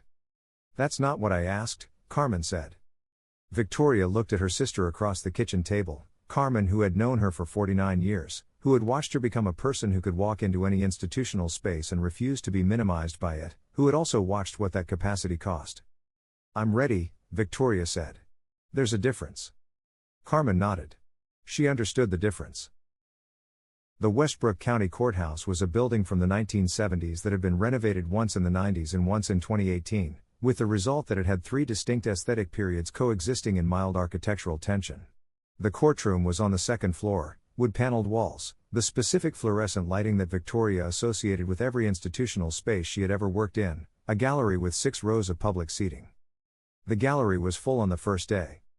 Half the people in it were from Sycamore Ridge, current residents, former residents, people who had followed the case from the outside. Margaret Osei was in the 3rd row on the left, with her civil rights attorney. Dorothy Haynes was in the row behind her. Harold Briggs was on the right side, near the aisle, with the upright posture of a man who had decided this was a matter that required his physical presence. Victoria sat in the gallery for the first 2 days, watching Danielle Cho, the county assistant Commonwealth's attorney assigned to the case, open and build her case with the methodical precision of someone who had lived inside these facts long enough that she could explain them to any stranger without losing a thread. Danielle Cho was 38, with the kind of organized intelligence that made other lawyers look slightly disorganized by comparison. She had prosecuted 13 financial fraud cases before this one and had a conviction rate that reflected both her skill and her selectivity about which cases she took to trial. She had told Victoria, at their first meeting, that she considered this case clean, meaning the documentary evidence was so complete and so well organized that the defense's primary option was to argue intent, not fact. That conversation had pleased Victoria more than she let show. The defense's strategy, as it emerged in opening statements, was to argue that Sandra had made management errors rather than committed crimes, that the vendor relationships, while improper in governance terms, were not fraudulent, and that the enforcement data could be explained by objective property condition factors rather than discriminatory intent. The problem with this strategy, and Victoria saw Danielle Cho absorb it with the calm of someone who had anticipated it precisely, was Craig Beaumont's testimony. A cooperating witness who had been in the room, received the emails, kept the records, and had nothing to gain from lying was the most durable evidentiary foundation available in a financial fraud case. Craig Beaumont testified on day 2. He was a heavy-set man in his early 50s who had the expression of someone who had accepted a painful but necessary outcome and had arrived at a kind of grim equilibrium with it. He answered every question precisely and without embellishment, and when the defense attorney cross-examined him on his cooperation deal, he acknowledged it fully and added, "I did what I did because my sister told me it was fine. She told me it was fine for 9 years. When the investigator called and showed me the numbers, I understood for the first time how wrong she was." The defense did not recover from Craig Beaumont. Victoria was called on day 3. She had dressed with the same deliberate neutrality as the HOA meeting, dark suit, no jewelry except small earrings, hair short and tidy. She had learned, over 23 years, Exactly how women of her background were read in formal institutional settings and had developed a very precise calculation of how to present herself such that she was taken seriously without triggering the specific kind of anxious defensiveness that sometimes arose in courtrooms when a Latina woman of strong credentials appeared as an authority figure. She disliked that the calculation was necessary. She made it anyway, because the point was not to make a statement about the calculation. The point was to be believed. Danielle Cho led her through the foundation questions, her background, her experience, the specific expertise she brought to reading financial documents, with the efficiency of someone who had reviewed the answer to each question in preparation and trusted her witness to deliver. Then she walked her through the file, how she had obtained the HOA's financial records, what anomalies she had identified, how she had traced the corporate connections, and what the comparison with market rate benchmarks revealed. Victoria answered each question in exactly the terms she had prepared, what she had directly observed, what the documents showed, what the methodology of her analysis was. Not conclusions she wasn't in a position to offer. Not inferences dressed as observations. Facts with source citations. The defense cross-examination began with credentials. Ms. Reyes, you were employed by the FBI for 23 years. That's correct. You retired from the Bureau 11 months before you moved to Sycamore Ridge. Correct. So you were not acting in any official capacity during the period of your investigation. I was not. I was a private citizen exercising my rights as a dues-paying HOA member to access the association's financial records and reviewing publicly available court and corporate documents. You say investigation. Isn't it more accurate to say you were conducting a personal campaign against Mrs. Beaumont, motivated by the violation notices you had received? Victoria looked at the defense attorney with the specific calm of someone who had been asked more personally hostile questions than this one and had not been moved by them. The financial analysis I conducted is based on documents that are available to any member of the public, she said. The anomalies I identified are verifiable by any accountant with access to the same materials. The corporate connections I traced are matters of public record with the Virginia State Corporation Commission and the Delaware Corporate Registry. None of that analysis depends on who conducted it or what that person's personal experience with the HOA was. She paused for one beat. If you'd like to challenge the methodology of the analysis, I'm happy to walk through it in detail. The defense attorney did not take her up on the offer.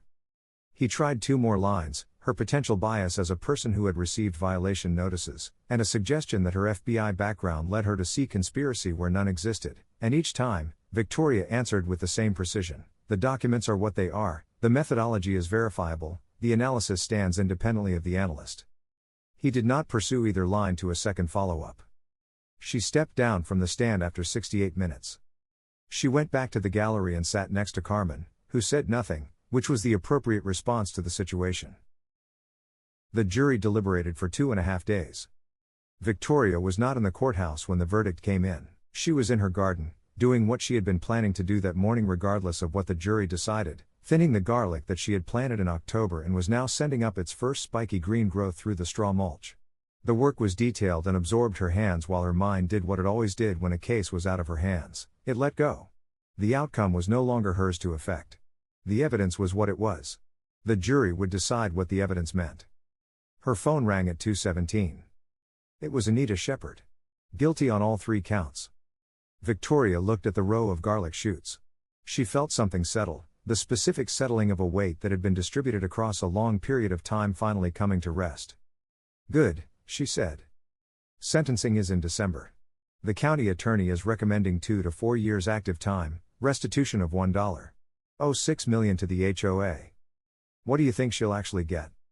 Judge Atkins tends toward the middle on financial crimes where the defendant has no prior record.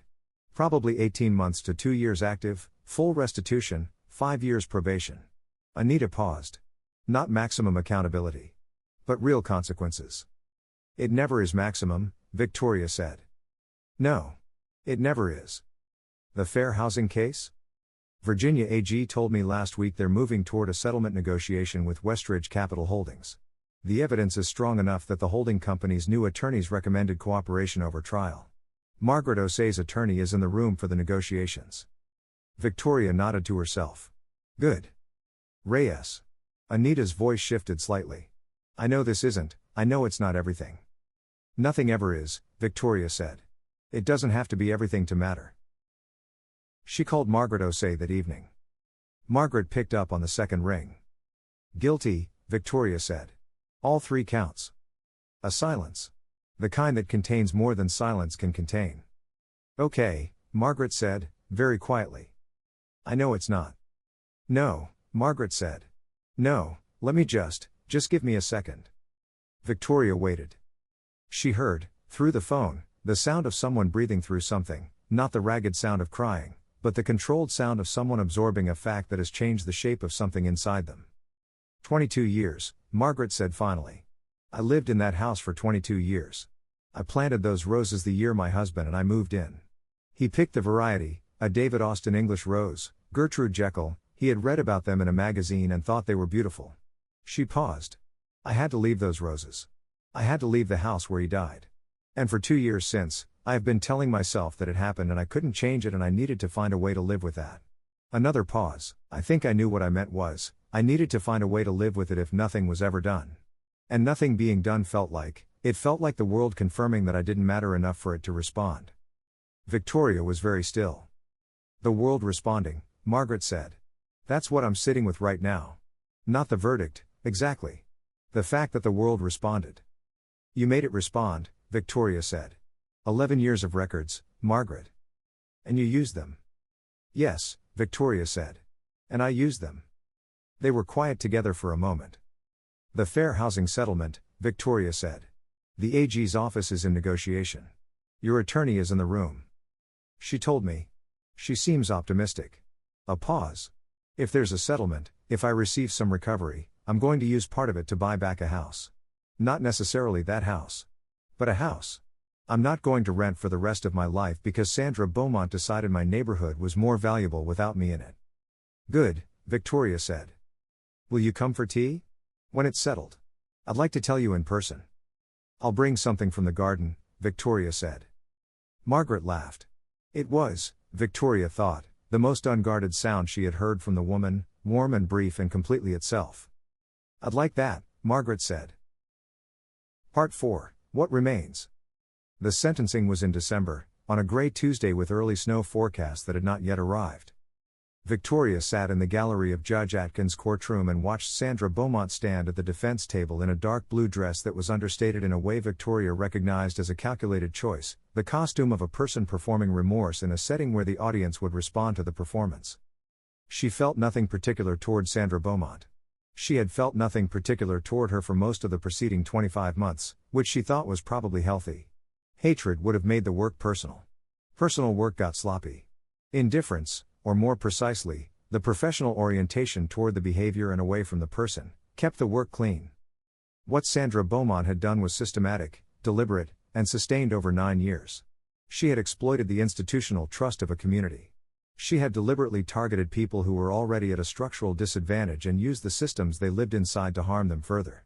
She had calculated that the people she was harming were unlikely to be able to stop her. She had been correct about that calculation for 9 years. She had been wrong about it starting on the day a retired FBI agent drove a moving truck onto Sycamore Ridge Lane and sat still for 90 seconds before getting out. Judge Atkins sentenced Sandra Beaumont to 21 months in a state correctional facility, 4 years of supervised probation, and restitution of $1,047,000 to the Sycamore Ridge Community Association. He also said something in the sentencing statement that Victoria wrote down. The harm in this case is not only the financial harm documented in the audit. The harm includes the erosion of community trust, the displacement of residents from homes they had built their lives in, and the systematic disadvantaging of residents based on their race and national origin. These harms are harder to quantify than the financial loss, but they are no less real. The court hopes that the outcome of this proceeding will contribute to the restoration of what was taken, not only money, but something less replaceable, the sense that the community one lives in is governed with integrity and fairness. Victoria read that back 3 times.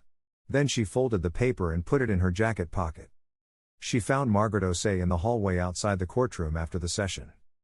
Margaret was with her attorney and Dorothy Haynes and 2 other women who had been in the gallery, former Sycamore Ridge residents, both of whom had sold under HOA pressure in the preceding 6 years. They were standing in a loose group, and there was something in the way they were standing, close together, not talking yet, just present, that reminded Victoria of the particular quality of people after a long thing has finally ended. Margaret saw Victoria and separated from the group. They looked at each other for a moment. "How do you feel?" Victoria asked. Margaret thought about it. "Like I've been carrying something very heavy for a very long time," she said. And like I'm not going to set it down all at once. It's going to take a while. She paused. But I know now that the ground will hold me when I do. Victoria nodded. The settlement, Margaret said. The fair housing settlement. My attorney says January. I heard. She negotiated full financial recovery on the property, the fair market value at the time of sale minus what I received, plus interest. And Westridge Capital Holdings dissolves as part of the agreement. I know, Victoria said. I'm glad. Margaret looked at her. What comes next for you? Victoria looked at the courthouse hallway, the fluorescent lights, the people moving through, the ordinary administrative traffic of a county government at work. She thought about her garden, dormant under its winter mulch, ready for what came next. She thought about Mira Nair's composition notebook, filling up. I'm going to plant garlic in spring, she said. I'm going to read 4 books I've been postponing. I'm going to grow better squash than Harold Briggs, which will require a structural intervention in my trellis situation. Margaret smiled, the full, unguarded smile Victoria had heard on the phone 2 months ago. And the other part, Margaret said. The part that doesn't stop. That part doesn't stop, Victoria said. I'll keep paying attention. I'll keep knowing what I know. If someone needs the skills will be there. Good, Margaret said. They shook hands, and then, with the particular social pragmatism of 2 women who had been through something significant together and knew it, they embraced briefly, in the hallway of the Westbrook County Courthouse, in the gray December light. The Fair Housing Consent Decree was signed in late January, on a day when Sycamore Ridge Lane had 4 inches of snow on it and the neighborhood looked, under the white, pristine and undifferentiated in the way that snow makes everything look. Victoria read the terms in her kitchen with her coffee. Westridge Capital Holdings, dissolution. Financial restitution to the 4 displaced families totaling $890,000. A 5-year monitoring agreement prohibiting Sandra Beaumont, Craig Beaumont, and Jeffrey Pace from engaging in real estate transactions in the state of Virginia. A public finding of Fair Housing Act violations to be filed in the Federal Civil Rights Database, a permanent, searchable record. Margaret Osei's share, $215,000. Not everything she had lost. The house itself, the garden, the 22 years, nothing could restore those. But a number that acknowledged what had been taken and affirmed that she was a person to whom the law owed a response. Victoria called her. Margaret answered immediately. I saw it, she said. I wanted to make sure. $215,000. Margaret was quiet for a moment. I'm going to buy a house. There's a house I've been looking at in Reston, older neighborhood, good bones, a yard that needs work. The seller wants to close by March. A pause. I'm going to plant Gertrude Jekyll roses in the front bed. Victoria felt something that was not precisely happiness but was in the same family. Send me a photograph, she said, when they bloom. I will, Margaret said. You'll be the first person I send it to. Spring returned to Sycamore Ridge in the way that spring always returns to Northern Virginia, gradually, and then all at once. The dogwoods along the lane came in white and then pink. The maples threw down a carpet of seed pods that spun in every light wind. The preserved oak forest to the north was bare one week and green the next. Victoria spent 2 days in early April removing the winter mulch from her beds and turning the soil and putting in her starts, tomatoes, peppers, basil, a row of climbing beans on the new trellis system she had built in February. Harold Briggs inspected the trellis with the considered appraisal of an engineer and said it was structurally adequate, which she understood to mean it was good. The neighborhood felt different in the spring than it had in the fall when she had moved in. Some of the difference was simply the season, the warmth, the extended evening light, the way people came outside when the weather allowed. But some of it was structural. The Oversight Committee was meeting monthly, and both Priya and Linda Park were on it, and its first quarterly report, a clear, accurate summary of the HOA's finances and decisions, distributed to every household, had produced a meeting at which 51 residents attended and 3 of them asked follow-up questions and nobody looked afraid of anyone else. The Sandra loyalists had mostly retreated. 2 had sold their houses and left. 2 others had quietly become what they had probably always been, ordinary people who had aligned themselves with the dominant power because that was the rational choice, and who had smoothly realigned when the dominant power changed. This was not admirable, but it was legible, and Victoria found legible things easy to work with. The fear that had lived in the neighborhood's daily atmosphere, the calculation that most people made most of the time, had not disappeared entirely. These things don't disappear. But it had moderated. The default was no longer silence maintained at personal cost. The default, slowly, was becoming something more like ordinary community life. She had Harold Briggs over for dinner on a Friday in May.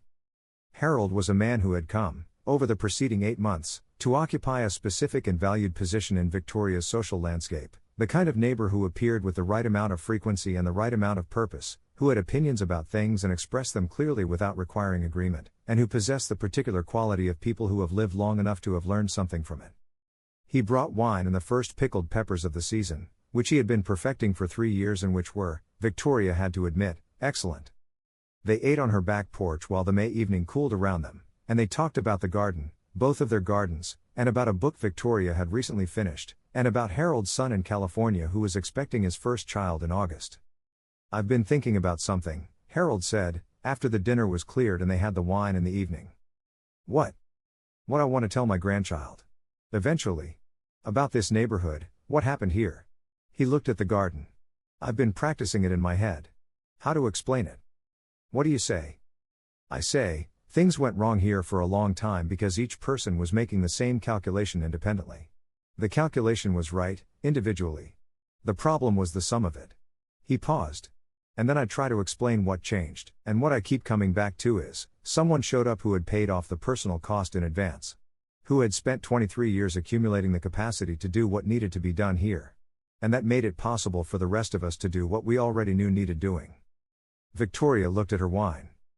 "I also want to say," Harold continued, "that what happened here was not just about Sandra Beaumont. Sandra Beaumont is going to prison, or to a facility, or to probation.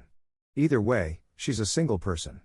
The thing I want my grandchild to understand is that what she built couldn't have lasted 9 years if we had been paying attention. All of us. The conditions for what she built were created by collective inattention." He paused. "I can't when we meant won't." "You said that," Victoria said. "I didn't. I've been working on being honest about my part in it." He looked at her. "I knew something was wrong here for years. I had the education, the professional background. I was positioned differently than most people in this neighborhood. I could have looked at those financial documents at any point. I didn't." He was quiet for a moment. "I've made my peace with that.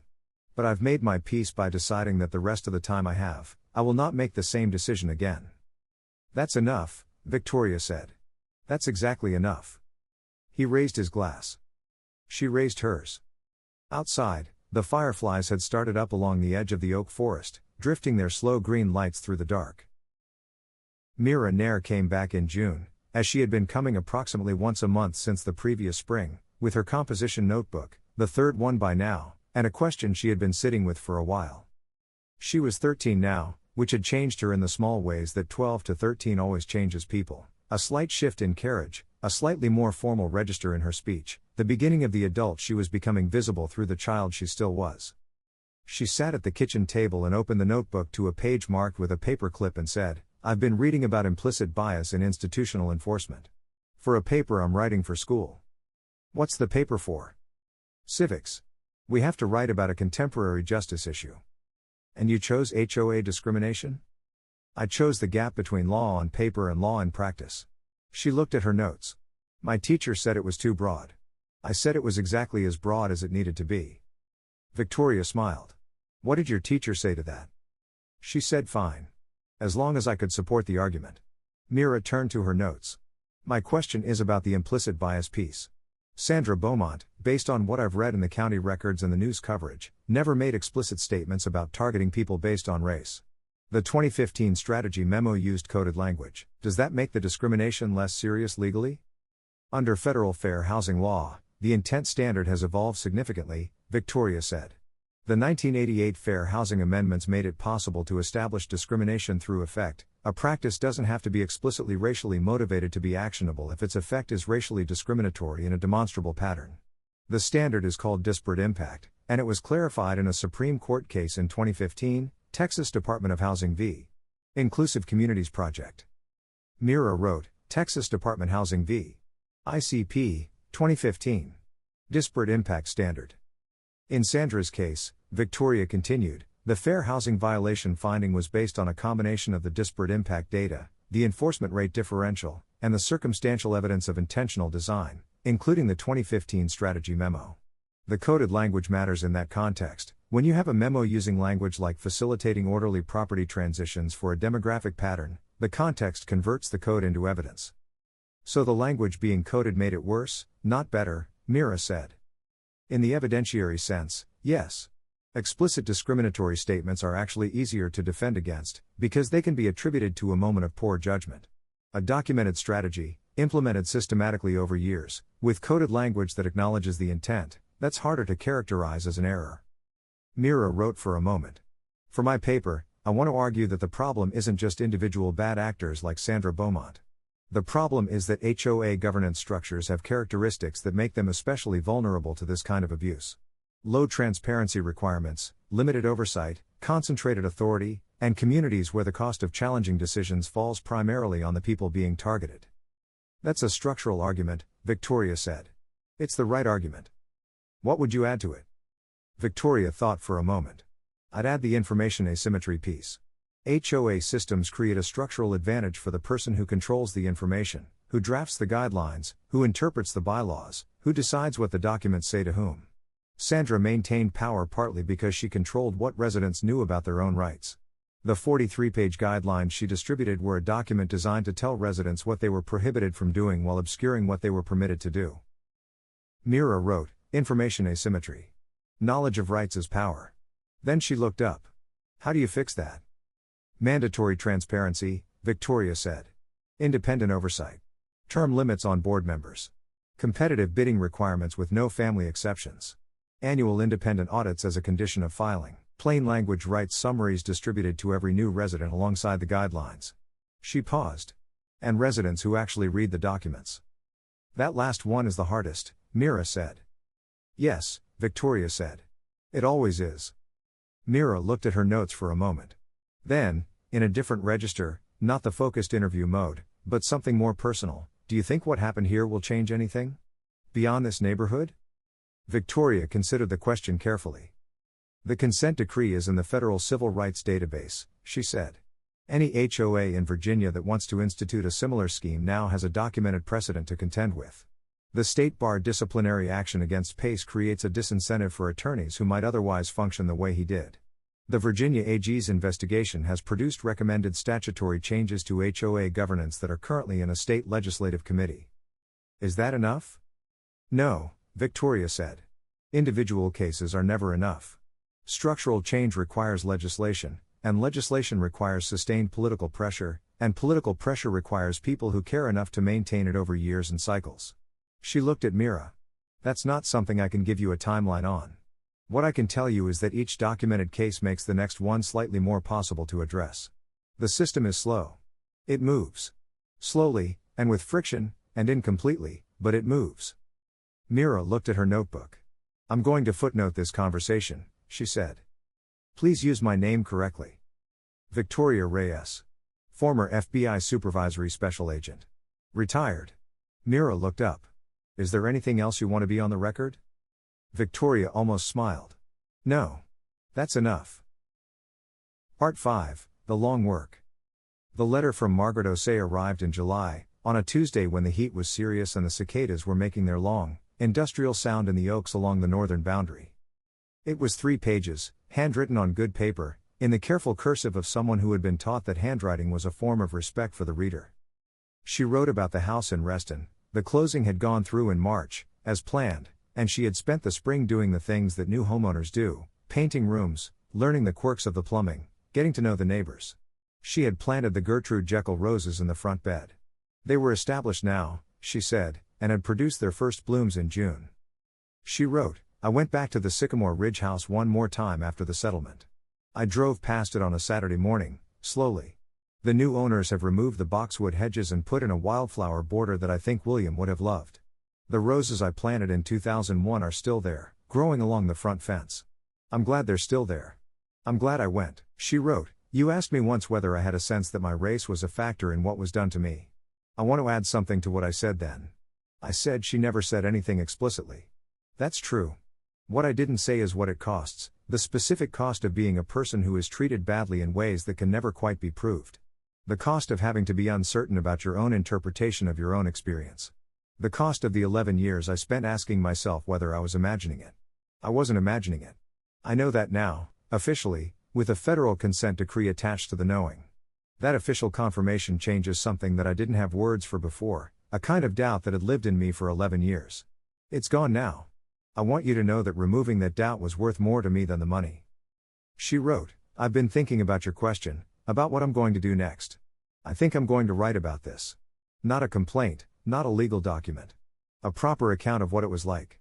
What it took. What it cost and what it produced. I think there are other Margaret Osais in other neighborhoods. I think they deserve to know that what happened here can happen. She wrote, the roses will bloom again next summer.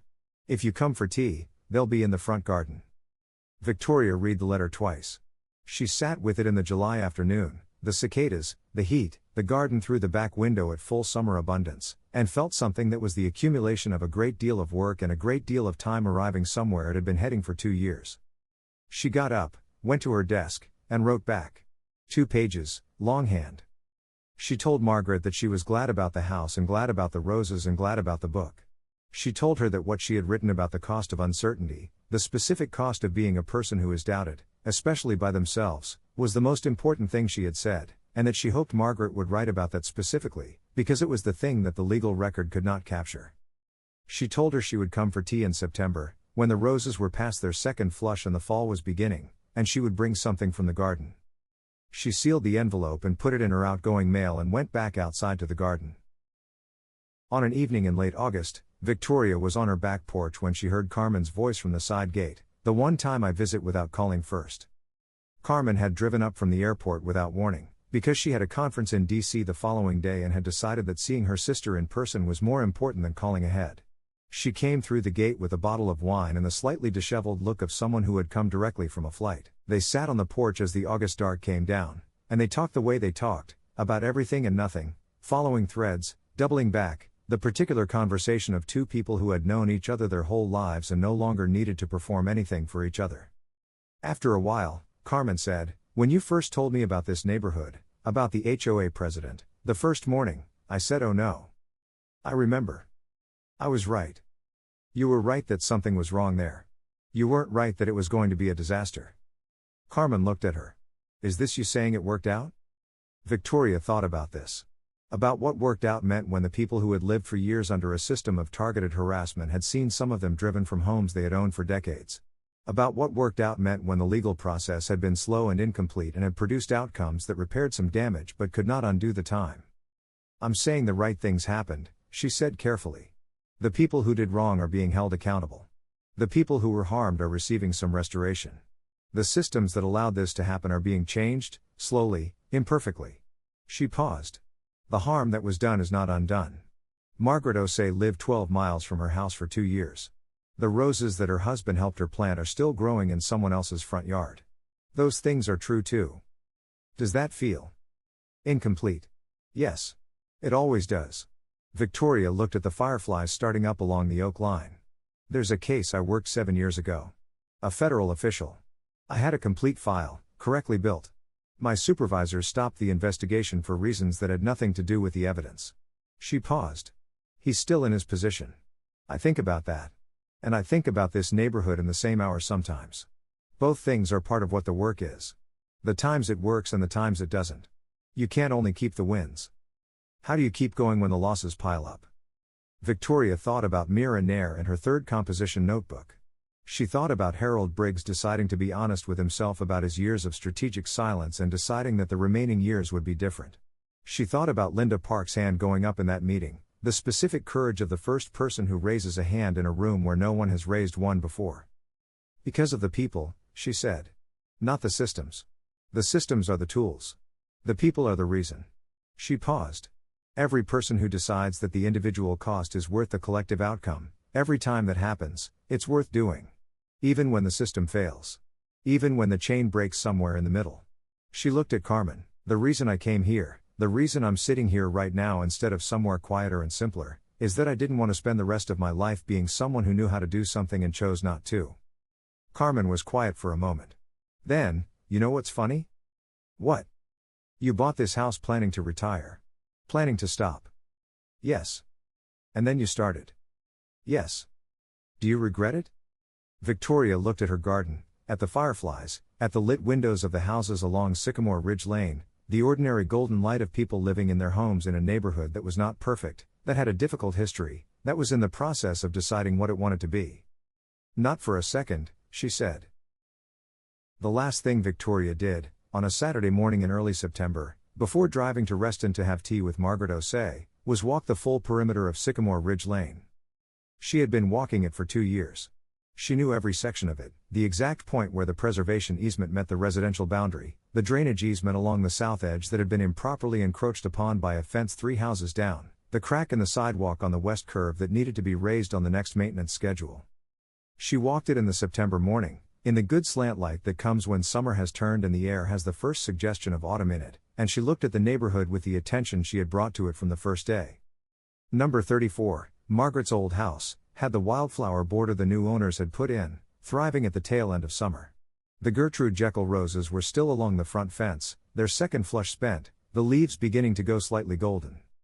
Number 7, Sandra's house, was on the market. The for sale sign had gone up the previous week, after the corrections facility. The house sat in the morning light, empty and well maintained, waiting for whatever came next. Number 19, Priya's house, had a porch swing installed in late spring that Priya and her daughters used in the evenings. Victoria could see, through the front window, the stack of papers that Priya had been working through the previous evening as part of the Oversight Committee's fall schedule. Number 4, her house, was visible from the east bend of the lane. The planters she had bought in October were planted now with fall mums and ornamental kale. The front garden had been cleared and mulched for the season. It looked lived in and specific, the way a house looks when someone has decided to stay. She completed the circuit and stood at the end of her own front walk for a moment. Sycamore Ridge was not a perfect neighborhood. It had the ordinary imperfections of 112 households sharing space, the ordinary frictions of people with different preferences living in close proximity. It had a history that would take years to fully process and longer to fully repair. But it was, for the first time in at least a decade, a neighborhood in which the people who lived there knew their actual rights, could access their actual financial records, and could raise their actual concerns in a meeting where they would be heard rather than punished.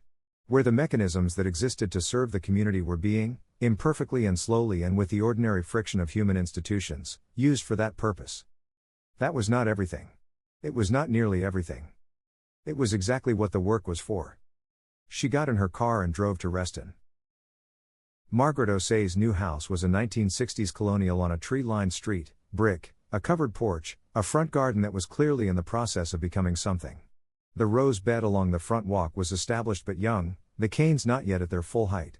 The blooms were past for this season, but the leaves were healthy and the structure was right. Victoria stood at the front gate and looked at it for a moment. Margaret appeared at the door, she had seen the car, and came down the front walk with the particular unhurried quality of someone who was at ease in their own space. "You found it," she said. "I have good navigation skills," Victoria said. Margaret smiled. "Come in. I have the tea on."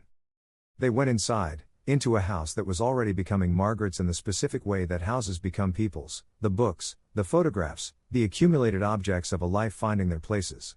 There were roses in a vase on the kitchen table. David Austin, the same variety that grew in the front bed.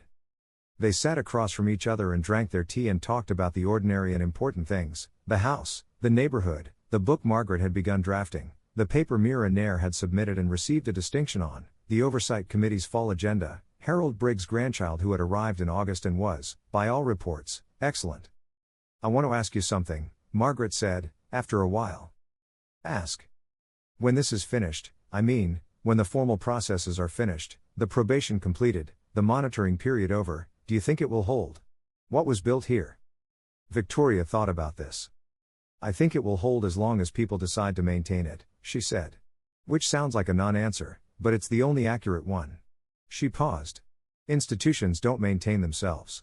They require the ongoing investment of people who care enough to tend them. The Oversight Committee will matter as long as the people on it take it seriously. The audit requirement will matter as long as someone reads the audits. The complaint process will matter as long as people use it. She looked at Margaret.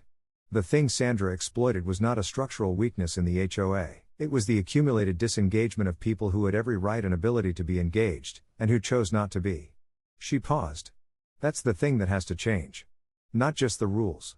The culture of engagement. How do you change that? You change it the way any culture changes. Slowly, through example, through individual decisions that accumulate over time. Victoria looked at the roses in the vase. You tell your story. Mira Nair writes her papers. Harold Briggs tells his grandchild. Linda Park runs a fair meeting. Priya reads the oversight report and asks a question about line item 47. She paused.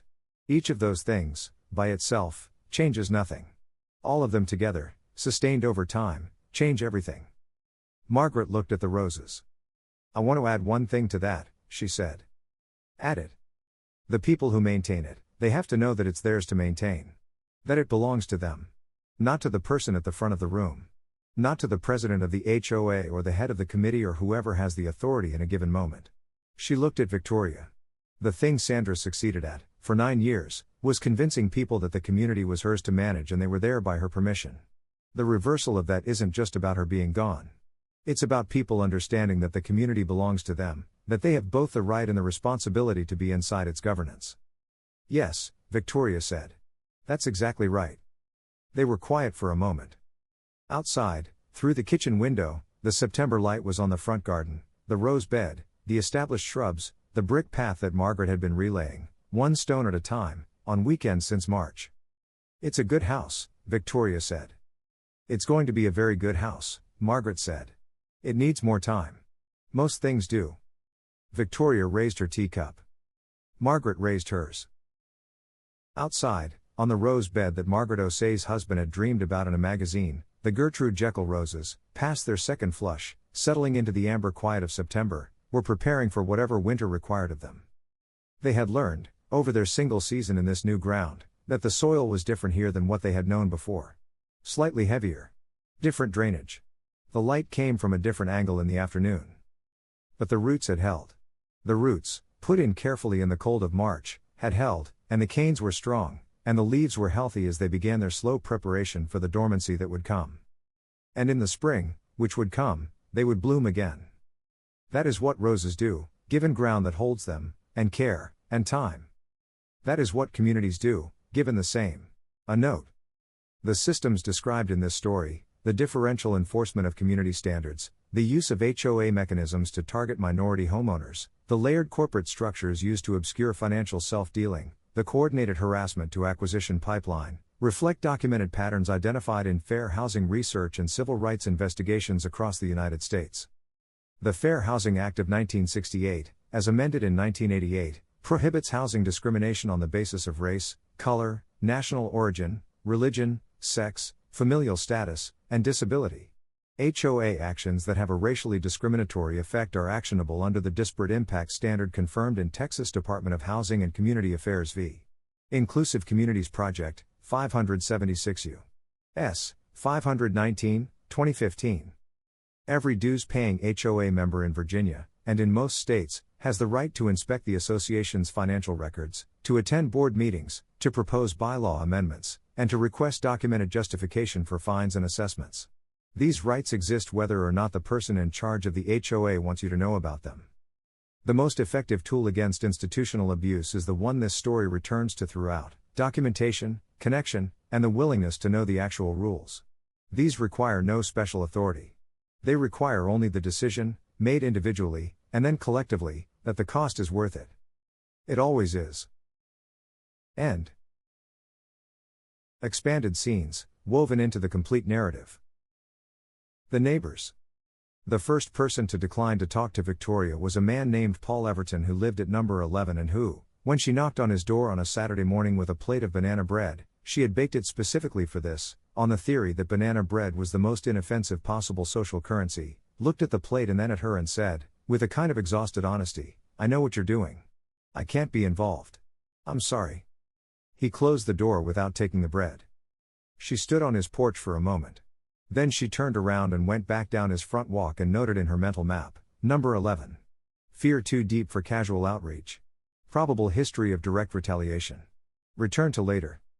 The second person to decline was Angela Reyes, no relation, a coincidence that had produced a brief moment of connection when they met at the mailboxes, followed by a careful drawing back when Angela understood what Victoria was actually asking. Angela was a black woman in her mid-50s, a nurse who worked nights, who had lived at Sycamore Ridge for 8 years. She told Victoria, in a tone that was not unfriendly but was very clear, I've been managing this situation for 8 years. I have a system. If I involve myself with whatever you're building, my system stops working and I don't have another one. What is your system? Victoria asked. I pay my fines on time, I keep my lawn perfect, I don't make eye contact with Sandra Beaumont, and I pray for the day I can afford to move somewhere without an HOA. Angela looked at her. It's not a good system. But it's mine and it works and I'm not giving it up for a stranger with a legal pad. Victoria nodded. I understand that completely. Good. Angela picked up her mail. Don't take it personally. I won't, Victoria said. She didn't.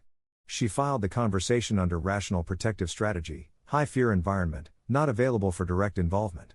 Angela Reyes's 8 years of managed compliance was its own kind of documentation. Every fine she had paid to keep her system working was another entry in the pattern record. She didn't need to talk to Victoria for her experience to be part of the case. The person who surprised Victoria most was a man named Thomas Whitaker at number 22, a white man in his early 60s, a retired corporate attorney, who invited her in when she knocked and listened to her preliminary questions with the attentive legal focus of someone who was simultaneously evaluating the quality of what she was building and deciding whether it was worth his time. I've known for 5 years that the vendor arrangements were improper, he said, at the end of her explanation. Victoria looked at him. And you didn't report it because? Because I had done a cost-benefit analysis. He said it without embarrassment.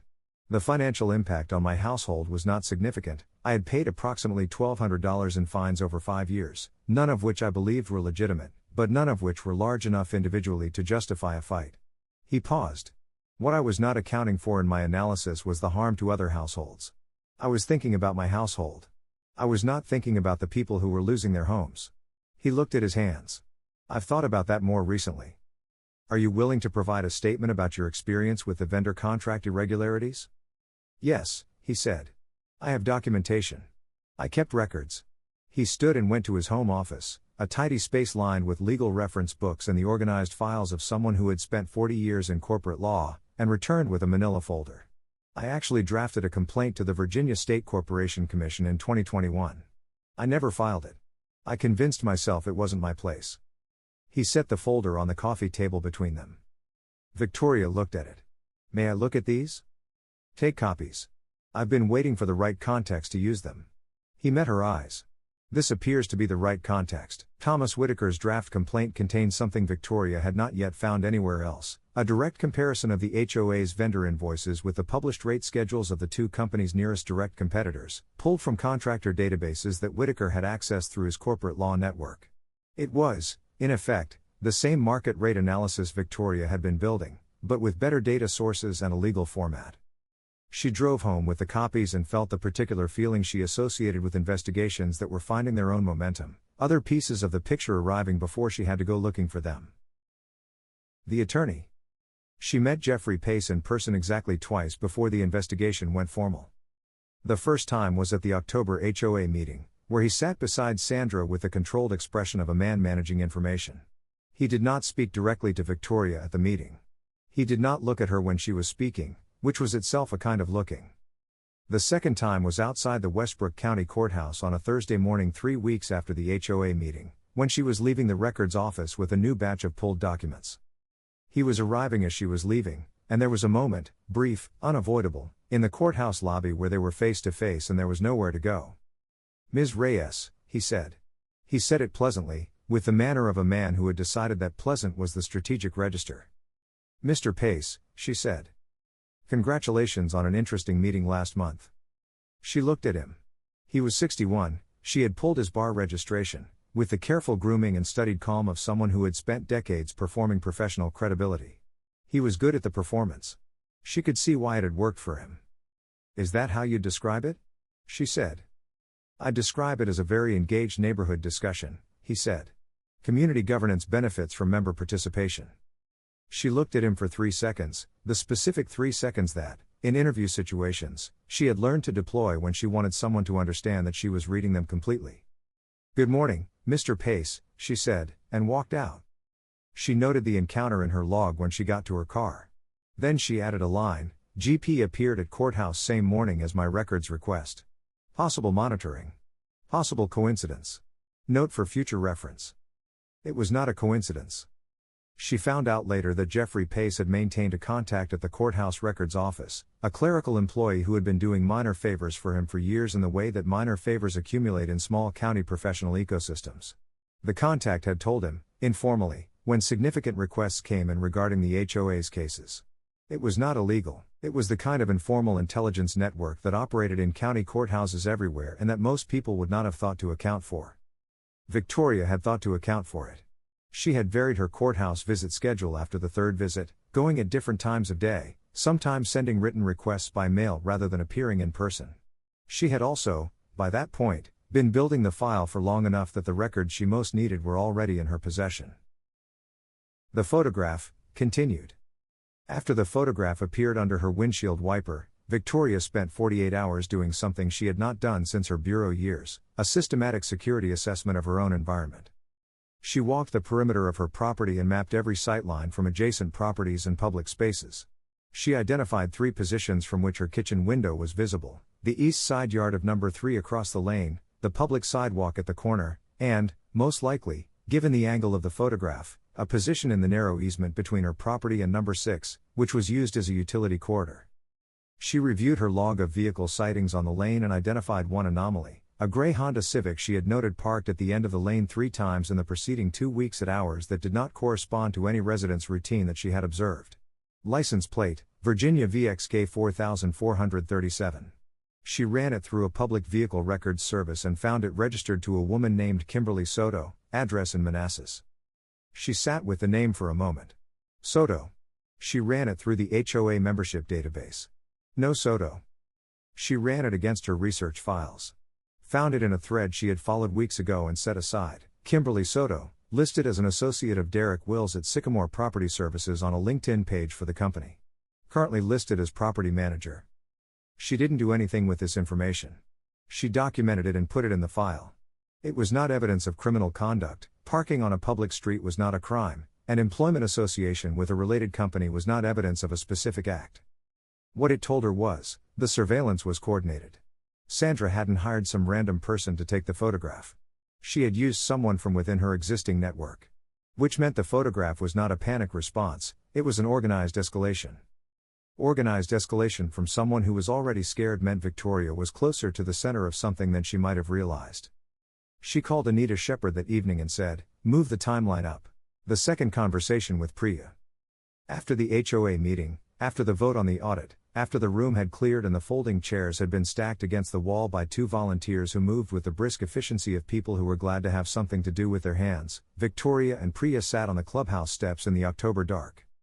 Priya had her phone in her hand and the slightly dazed quality of someone who had just participated in something they hadn't been certain they would participate in until they did. "I've been here 5 years, Priya said. "I know. 5 years of paying fines and keeping my head down and telling myself it was the rational choice." She looked at the phone. "Tonight I raised a formal motion at an HOA meeting. Which is a thing that anyone is allowed to do and which I somehow had convinced myself was transgressive." "It is transgressive," Victoria said. "In the sense that it transgressed the power structure that Sandra had built.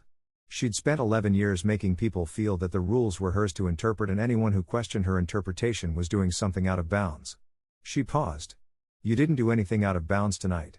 You exercised a right that was explicitly yours under the association's own documents. The feeling of transgression was manufactured." Priya was quiet for a moment. "Dev is going to ask me how it went. What will you tell him?" "I'll tell him that I understand now why he said to keep my head down, and that he was right about the individual calculation, and that I've realized the individual calculation has a collective cost that I was ignoring." She looked at Victoria. "And then I'm going to suggest that he come to the next meeting." "Good," Victoria said. "He'll say he's busy." "He might be busy." "He might," Priya acknowledged. "But I'm going to ask anyway." She paused. "My daughters are going to want to know what happened tonight. Kavya will want to know if there was a fight. Mira will want to know the parliamentary procedure." "Tell Mira to come talk to me," Victoria said. Priya looked at her. "Are you sure? She'll ask you very specific questions." "Good questions need specific answers," Victoria said. Craig Beaumont. Craig Beaumont was, by all observable evidence, a man who had made bad decisions in the manner of someone who had never had to examine them, not because he was stupid, but because his sister had managed the examination for both of them for most of their adult lives. Victoria had built a picture of him from the public record before she had ever met him. 53 years old, a high school diploma and a contractor's license, operator of Ridgeline Grounds Management, which had billed the Sycamore Ridge HOA $847,000 over 9 years for landscaping and grounds maintenance. He lived in a 4-bedroom house in Manassas that was, based on its assessed value, significantly more expensive than a grounds management company with a single major client would normally support. He drove a truck that was new this year. He had called his sister from a number Victoria had found through the public carrier records the night after the HOA meeting. 22 minutes. She didn't know what they had said, but she knew that Craig had been one of the first people to understand, after Sandra, that something had changed. What she hadn't predicted was how quickly he would decide that his best option was cooperation. Anita told her the substance of what Craig had provided in his first meeting with the county attorney's investigator. He had walked in with documentation that suggested he had been preparing for this possibility for some time, or perhaps that he had been keeping the records as insurance. The emails in which Sandra directed him to inflate invoices. The records of the cash transfers. The memo from the 2015 meeting. He kept the memo, Victoria said. Apparently he kept everything, Anita said. Every email, every contract, every payment record. His attorney said he'd been keeping them for 3 years. Victoria thought about this. He knew it was wrong. His attorney says he thought it was a civil issue, not a criminal one. That's self-serving, but it might also be partly true. The line between improper business arrangement and fraud is not always obvious to someone without legal training. He kept 11 years of records, Victoria said. People who think they're in gray areas don't keep 11 years of records. Anita was quiet for a moment. No. They don't. What Craig Beaumont had kept was the evidence of someone who knew, at some level, that the arrangement was indefensible, and who had kept the documentation not as insurance against his sister but as insurance against himself. As proof that he had never fully convinced himself it was fine. Victoria found this, in an odd way, the most human detail in the whole case. The night before the trial. Victoria could not sleep the night before she was scheduled to testify. This surprised her. She had testified in federal proceedings 51 times in her career. She had been deposed, cross-examined, subjected to the specific attentional pressure of a skilled defense attorney trying to find the gap between what she knew and what she could prove. She had done it enough times that it was a professional act rather than a personal one, the performance of expertise in a formal setting, no more anxiety-inducing than writing a report. This was different, and it took her the better part of an hour, lying in her bed looking at the ceiling, to understand why. In her federal career, she had always been an investigator giving testimony. The case was not about her, the case was about the evidence she had collected, and the evidence stood independently of her involvement in collecting it. She was a vehicle for the evidence. In this case, she was a resident. The case was about a community she lived in and had invested in and had spent 25 months doing work that affected people she knew. Margaret Osei had given her a folder with 11 years of records because she believed Victoria would use them. Dorothy Haynes had trusted her with 4 years of marginalia. Harold Briggs had signed a statement. Priya Nair had raised a motion. Linda Park had raised her hand. If the testimony went badly, if the defense found a crack in the methodology, if the jury read her as a crusader rather than an analyst, if the personal investment she had made became, in the courtroom, a liability rather than an asset, it would not just be a case lost. It would be a betrayal of the people who had trusted her. She thought about this for a long time. Then she thought about something else. The methodology was sound. The documents were what they were. Her analysis was verifiable by any qualified accountant. The court could appoint its own expert to review her work and would find the same results. Her personal investment did not change the numbers. Her emotional engagement did not alter the corporate registry filings. The depth of her care about the outcome had nothing to do with whether the outcome was correct. She had built the case the same way she had built every case, carefully, without shortcuts, with every claim sourced and documented. If that was good enough for 23 years at the Bureau, it was good enough for a county courthouse. She went to sleep. She woke at 6, made coffee, looked at her garden in the early morning light, and drove to court. After the verdict, the jury returned at 2:17 on a Tuesday afternoon. Victoria was in her garden, thinning the fall-planted garlic. When Anita's call came, she was on her knees in the bed with her hands in the soil, which seemed about right. She drove back from Reston. She had left the courthouse after her testimony and not returned, because sitting in a gallery waiting for a verdict was the kind of thing that made time move backward, and arrived at Sycamore Ridge as the late afternoon light was going long and golden across the lane. Harold Briggs was in his front garden. He had his back to her, doing something with a late-season climbing bean, and he turned when he heard her car. She held up her phone, the text from Anita visible on the screen, and he read it from across the lane. He stood very still for a moment. Then he nodded, once, with the deliberate quality of a man performing an internal act that did not require an audience but was nonetheless complete. She went inside and made coffee. She thought about calling Carmen immediately and decided to wait until the coffee was ready. She thought about calling Margaret and decided the same. She wanted a few minutes with the fact before she put it into words, because putting it into words would make it about the future, about what came next, and she wanted to let the present moment be what it was first. Guilty on all 3 counts. Not everything. Not the maximum sentence she might have wanted, not the full restoration of everything Sandra Beaumont had taken. But the thing that had been done to 11 families, to Margaret Osei, to Dorothy Haynes, to the 4 homeowners whose names were on the Westridge capital deed transfers, had been named and confirmed and held up in the permanent record of a court proceeding as what it was. Wrong. Deliberate. Punishable. That mattered. It mattered in the way that institutional acknowledgement matters, which is different from personal justice and smaller than full restoration but not nothing. Not nearly nothing. She called Margaret first. Harold Story. Harold Briggs had retired from civil engineering in 2011, the same year he turned 64, which he had chosen not because he was tired of working but because his wife Linda, a retired school principal, 7 years his senior, had been diagnosed with Parkinson's the previous spring, and he had decided without a great deal of deliberation that he was going to spend whatever time she had being fully present rather than partially present. Linda had died in 2017. Harold had been present for all of it, the progression, the adaptation, the narrowing and the loss. He did not talk about those years often or easily, but when he did, it was in the tone of someone who knew exactly what they had done with their time and was at peace with the answer. He had stayed at Sycamore Ridge because Linda had loved it. She had planted the wildflower border, the one he had extended after her death, and she had known every neighbor by name and had been, in the years when she could still walk the lane, the kind of presence that neighborhoods are held together by. She would have known exactly what Sandra was doing, Harold told Victoria, on one of the evenings on her porch. Within the first year of Sandra's presidency. She had an accuracy about people that I've spent most of my life trying to develop and have still only gotten halfway to. Why didn't she act on it? Victoria asked. Harold was quiet for a moment. She tried, once. Early on, 2010 or 2011, the first term. She asked Sandra, at a meeting, why the grounds management contract hadn't gone to competitive bid. Sandra deflected and Linda let it go, and afterward she was perfectly friendly to Linda. Perfectly. But she was also watching Linda after that. The way she's been watching you. And Linda chose not to push further. Linda was already tired, Harold said simply. The disease had started, we didn't know it yet, but the tiredness was there, and she made the calculation that the energy required was energy she didn't have. He looked at the garden. I told myself she was protecting her health. I think I was protecting my comfort. You were protecting both, Victoria said. Maybe, he said.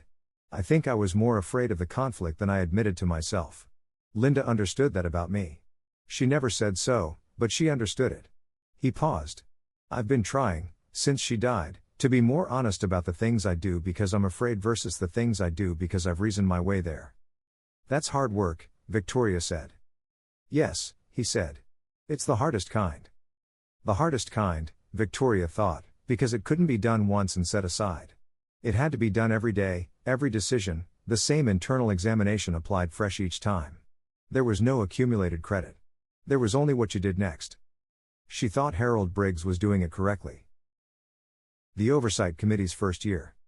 The Oversight Committee held its first meeting in January, 2 months after the new board was constituted.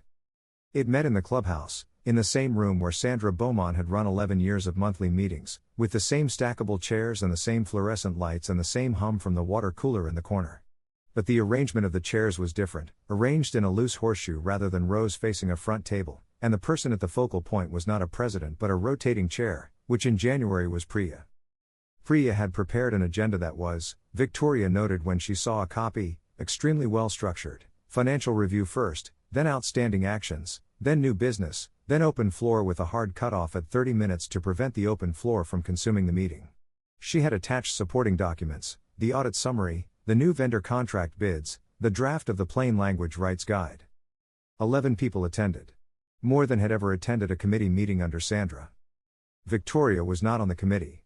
She had been asked and had declined, on the grounds that the neighborhood's governance needed to be the neighborhood's, not hers, and that her presence would be too defining.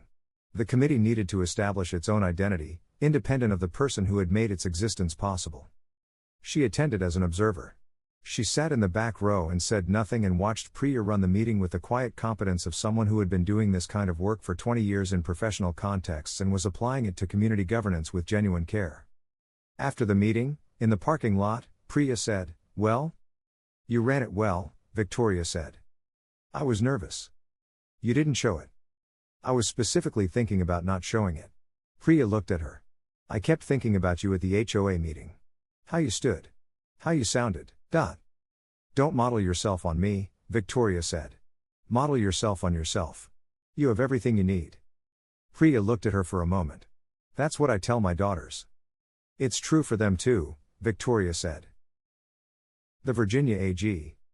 She spoke with the Virginia Attorney General's investigator twice, once in November, a formal interview that lasted 3 hours, and once in January, a follow-up call about specific transaction records she had flagged in her file. The investigator was a woman named Rebecca Tran, 30-ish, with the particular combination of meticulous preparation and intellectual humility that Victoria associated with the best investigators she had worked with. She asked good questions. She listened to the answers without trying to fit them into a framework she had arrived with. At the end of the January call, Rebecca Tran said, "I want to ask you something off the record." "I don't work off the record with government investigators," Victoria said pleasantly. "But I'll tell you the answer is probably yes." Rebecca Tran paused. "Fair. On the record, then. Based on your assessment, is the Westridge Capital Holdings situation something that can produce a Federal Fair Housing Act finding, or are we looking at a consent decree that's essentially a civil settlement with a findings clause that doesn't have real precedential weight?" Victoria thought about this carefully. "My assessment is that the pattern evidence, combined with the 2015 strategy memo and Craig Beaumont's testimony, is sufficient to support an intentional discrimination finding rather than just a disparate impact finding. Intentional discrimination findings under the FHA carry different consequences. They go in the Federal Civil Rights Database, they create presumption in future cases, and they expose the individual actors to personal liability rather than just corporate liability." She paused. "The question is whether the AG's office is willing to litigate to that finding or whether settlement pressure leads to a resolution that gets the money for the displaced families but lets the finding be characterized as without admission of liability." "And you think the finding matters?" "I think the finding matters more than the money, in the long run. The money repairs damage for 4 families. The finding makes the next scheme slightly more expensive to run." Rebecca Tran was quiet for a moment. "On the record, that is a useful framing. The consent decree that was eventually signed included a Fair Housing Act findings clause, not without admission of liability but an explicit finding that the conduct constituted intentional racial discrimination in violation of the Act." Victoria had learned about the distinction from Anita in December, and the distinction was the result, Anita told her, of Rebecca Tran advocating specifically for the stronger language over the objections of the holding company's settlement attorneys. Victoria sent Rebecca Tran a brief, professional email when she heard, "The findings clause matters. Thank you for it." Rebecca replied, "It was your framing. Thank you for putting it on the record." Dorothy Haynes. Dorothy Haynes was 73 when this story began, and by the time the consent decree was signed she was 75, and she had been a resident of Sycamore Ridge for 28 years, longer than anyone else currently living there except Harold Briggs, who had arrived in 2007. She was a small woman with sharp blue eyes and the precise diction of a retired English teacher, which she had been for 31 years at Westbrook County High School. She had white hair she kept short and a way of correcting imprecise language in casual conversation that was not rude, exactly, but was also not negotiable. She had been the first Sycamore Ridge resident to send Victoria a text message. She had gotten the number from Priya, saying, "I have 4 years of records about the fine system. I believe you might find them useful. When would you like to meet?" Victoria had found her records, when she saw them, to be exemplary. Dorothy had been keeping notes in the margins of a paper calendar, not a sophisticated logging system, but consistent and dated and specific. Every fine notice she had received, every inconsistency she had noticed in enforcement, every interaction with Sandra or the board that had seemed off. "I was an English teacher," Dorothy said, when Victoria commented on the documentation. "Teaching composition is teaching observation. Every significant thing that happened, I wrote down." "Why did you start keeping records?" Victoria asked. Dorothy looked at her calendar, the 2020 edition, which she had opened on the coffee table between them. Because Margaret O'Say asked me to. Victoria looked up. In 2019, Dorothy said. At the meeting where I spoke up in her defense about the satellite dish. She thanked me afterward and she said, if something seems wrong to you, write it down. She said she'd been writing things down for years and she thought more people should. Dorothy paused. I asked her why she thought it mattered. She said, because the truth on its own isn't enough. You have to build a record. She told you that in 2019, Victoria said. Yes. And you kept records for 4 years before anyone asked you for them. Yes. Dorothy closed the calendar. I didn't know when or whether anyone would ask. I just decided to be ready. Victoria thought about what it meant, the network of patients that had surrounded this case before she had ever arrived. Margaret keeping records for 12 years, Dorothy keeping records for 4. The retired engineer's draft complaint, never filed, waiting in a folder. Harold Briggs with his accumulating discomfort and his eventual willingness to testify. She had not created this network. She had connected it. She had been the person who arrived with the skills to make use of what was already there, waiting. That was a different thing from being the person who built it. The last conversation. A week before she drove to Reston for tea with Margaret, Victoria received an unexpected call. It was from Patrick Lawton, the software engineer who had sold her the house. She hadn't heard from him since the sale closed. She answered on the second ring. Ms. Reyes, he said. I saw the news. About the HOA, the charges, all of it. A pause. I've been thinking about calling you for months. Why didn't you? Another pause. Because I was embarrassed. Because I sold you that house without telling you the full truth about why I was leaving, and then you went in there and did everything, and I had just left. Why did you leave? She asked.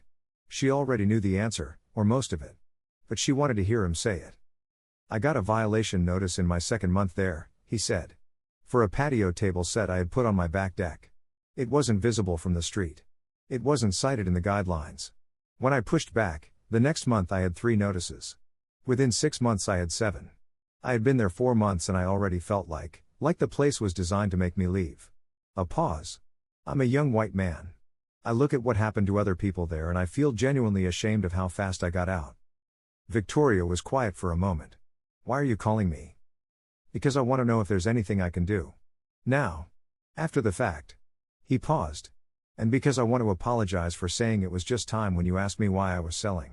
You asked me a direct question and I gave you a deflection. You gave me information, Victoria said. Not the information you were asked for. But I noticed the pause. That was your honesty coming through. A pause isn't an answer. No. But it was enough. She looked out the window at the September light on the lane. If you want to do something now, contact the Virginia AG's office and give a voluntary statement about your experience with the HOA.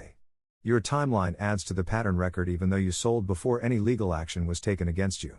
She paused. And for whatever it's worth, you sold me the house. That's what I needed. He was quiet for a moment. You were looking for a place like Sycamore Ridge specifically. I was looking for a place with an active HOA in Westbrook County, she said. For reasons that I thought were personal and turned out to be professional. Did you know what you were going to find? Victoria thought about 90 seconds in a rented U-Haul, reading a neighborhood before she had set foot in it. About the way Sandra Beaumont's eyes had moved across her face on the first morning. About the pause before consistent. I suspected, she said. I didn't know. You went in anyway. Yes, she said. I went in anyway. It would be easy, here, to draw the lesson in a single clean sentence, to say, and this is what it taught us, and this is what we should do. But the story refuses that economy. What the story contains is more complicated and more durable than a lesson. It contains Margaret O'Say's 11 years of patience. It contains Dorothy Haynes writing things down because a woman she barely knew asked her to. It contains Harold Briggs driving home to a house that felt wrong every day for 16 years and finally deciding he was done calculating. It contains Priya Nair's rose bushes. It contains Mira Nair's notebook, filling up. It contains a retired FBI agent sitting still for 90 seconds in a moving truck at 7:43 in the morning, reading the landscape, deciding that what she read was worth responding to. None of these things are extraordinary. All of them are ordinary people doing the thing that was in front of them to do, at the cost that was in front of them to pay. That is the whole of it. That is exactly enough. The end. Author's note. The patterns of HOA-based racial discrimination described in this novel are documented in peer-reviewed research in housing policy, fair housing law, and urban sociology. Studies published by the Urban Institute, the National Fair Housing Alliance, and multiple law school housing clinics have found statistically significant correlations between HOA membership demographics and differential enforcement of community rules. The Fair Housing Act of 1968, as amended, prohibits housing discrimination on the basis of race, color, national origin, religion, sex, familial status, and disability. The Disparate Impact Standard, affirmed by the Supreme Court in Texas Department of Housing and Community Affairs v. Inclusive Communities Project, 2015, means that discriminatory intent need not be explicitly demonstrated when a discriminatory effect can be shown through statistical pattern evidence. HOA members in Virginia and most other states have the following rights, regardless of what their HOA's president may or may not tell them. The right to inspect the association's financial records and meeting minutes. The right to attend board meetings and participate in the discussion. The right to vote on major decisions affecting the community. The right to challenge fines through a documented appeal process. The right to bring disputes before a neutral mediator or arbitrator. The right to organize and propose bylaw amendments. The best defense against institutional abuse is not a lawyer or a law enforcement agency, though both have their roles. The best defense is an informed community, people who know their actual rights, document their experiences, talk to their neighbors, and refuse to accept that the rules belong to whoever is loudest about enforcing them. The rules belong to everyone. Additional expanded scenes. What Victoria brought with her. She had packed the house in Quantico in 3 stages over 6 weeks, each stage involving decisions that were more about what to keep than what to discard, because after 23 years of a life organized around work, the question of what a life organized around something else would look like was one she was still answering. The books she kept without hesitation, 412 of them, in 17 boxes, ranging from the federal statute compilations she had used as desk references for a decade to the literary fiction she had been reading since her 20s to the specific shelf of books she had bought because she intended to read them and had not yet gotten to. The not yet read shelf was 31 books long.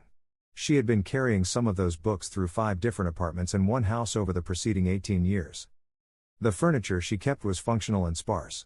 She had never accumulated the decorative weight of domesticity in the way some of her colleagues had, the accumulated objects of a settled life.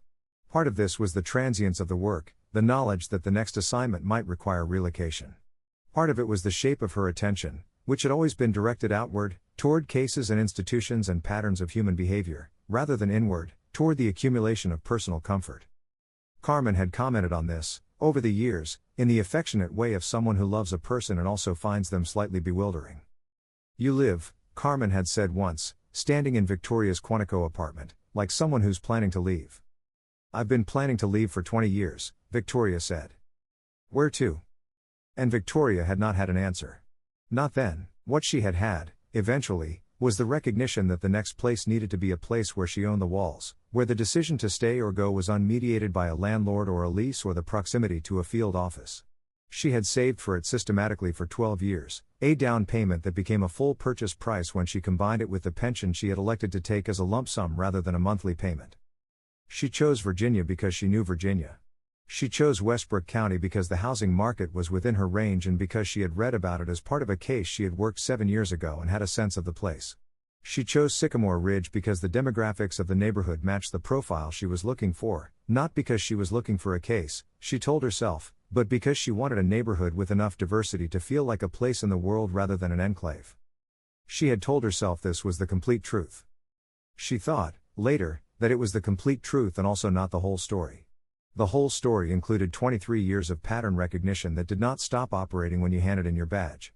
The whole story included a knowledge of the specific conditions under which HOA systems became instruments of harm, knowledge she had developed not as a primary area of expertise but as a byproduct of cases that touched residential community governance. The whole story included the part of her that had looked at the housing market in Westbrook County and noted, without quite allowing the note to become explicit, that several planned communities there had profiles consistent with the kind of differential enforcement she had read about in housing policy literature. She had not been looking for a case. She had also not been entirely looking away from one. This was the kind of distinction that her sister Carmen found exasperating and that Victoria found genuinely interesting. The line between professional awareness and professional orientation was not fixed. She was not sure it was supposed to be. The house itself. The house at 4 Sycamore Ridge Lane had been built in 1995 by a construction company called Westbrook Development Partners, one of 4 companies that had built the original 112 homes in the development. It was a colonial-style 4-bedroom with a full basement, a detached garage, a covered front porch, and a backyard that was larger than most of its neighbors because of a slight irregularity in the lot line, a surveying artifact from the original farm that had been maintained in the subdivision plat. Patrick Lawton had owned it for 4 years and had done nothing to it except the patio set incident and the addition of a security light above the garage that he had installed himself, and that was, Victoria noted when she moved in, installed exactly correctly. She had spent the first month learning the house, its drafts and its sounds, the particular quality of the late afternoon light through the west-facing kitchen window, the way the heating system distributed warmth unevenly between the first and second floors. These were the kinds of things she noticed in any environment, the specific characteristics that told you how a space worked and what it might do under stress. By the end of the first month she knew the house well enough to know it was a good house. Solid construction, well maintained, in a lot that had genuine possibilities for the garden she had been thinking about for most of her adult life. She had grown up with a garden. Her mother's garden in Phoenix, her parents had moved there from Sonora before Victoria was born, was a system of raised beds and native plantings that her mother tended with the same methodical attention that she brought to everything, which was considerable. Her mother was a woman who kept records and met deadlines and rarely raised her voice, and had raised 3 children in a country that was not her country of birth, with a specific combination of adaptation and refusal to a race that Victoria had only understood fully as an adult. Her mother had told her, once, when Victoria was 12, "You will spend your life in rooms where people assume you don't belong. You can spend that time managing their assumptions, or you can spend it doing the work. You can't do both. Choose." Victoria had chosen, imperfectly and with the recurring cost of that choice following her through every field office and every case briefing and every courtroom, to do the work. Her mother's garden was still producing tomatoes. At 74, her mother still got out to it most mornings. Victoria was growing her own tomatoes now. She thought her mother would approve. Sandra Beaumont before. Sandra Beaumont had grown up in Prince William County, the daughter of a plumber and a school bus driver, the eldest of 4 children in a house that was adequate and not comfortable, in a neighborhood that was decent and not distinguished. Victoria did not know this from any investigation. She knew it from a Westbrook County Gazette profile published in 2017 that she found in the library's newspaper archive during her 3rd visit, when she was pulling public records and picked up the microfilm because the issue contained a story about the county's construction permit history that was adjacent to what she was researching. The profile was from when Sandra had received a County Business Recognition Award for Ridgeline Grounds Management, 2 years before Victoria moved in, 3 years after the vendor arrangement was fully established. The profile described Sandra as a self-made community leader who had transformed the Sycamore Ridge community into one of the county's premier planned developments. In the profile photograph, Sandra was standing in front of the clubhouse in a blazer, holding the award. She was smiling the practice smile. She looked exactly like the woman who had walked across the street on Victoria's first morning. But there was also, in the profile, a line that Victoria had read and then set down and picked up again and turned over. "I've always believed that a community is what you make it," Beaumont said. "And what you protect it from." Protect it from. Victoria had thought about that phrase for a long time. She thought about what Sandra had built, not just the financial scheme, which was predatory and criminal, but the thing beneath the scheme. The idea that a neighborhood was an asset to be maintained by controlling who participated in it. The conviction that people who did not share your aesthetic or your social register or your background were, by definition, threats to value rather than contributors to it. She had seen this worldview before, in different forms, in different institutional contexts. It was not rare. It was, in fact, one of the most common engines of the cases she had worked. The belief that some people had a natural right to define the terms of shared space and others were guests at best and problems at worst. She did not excuse Sandra Beaumont. She did not forgive her.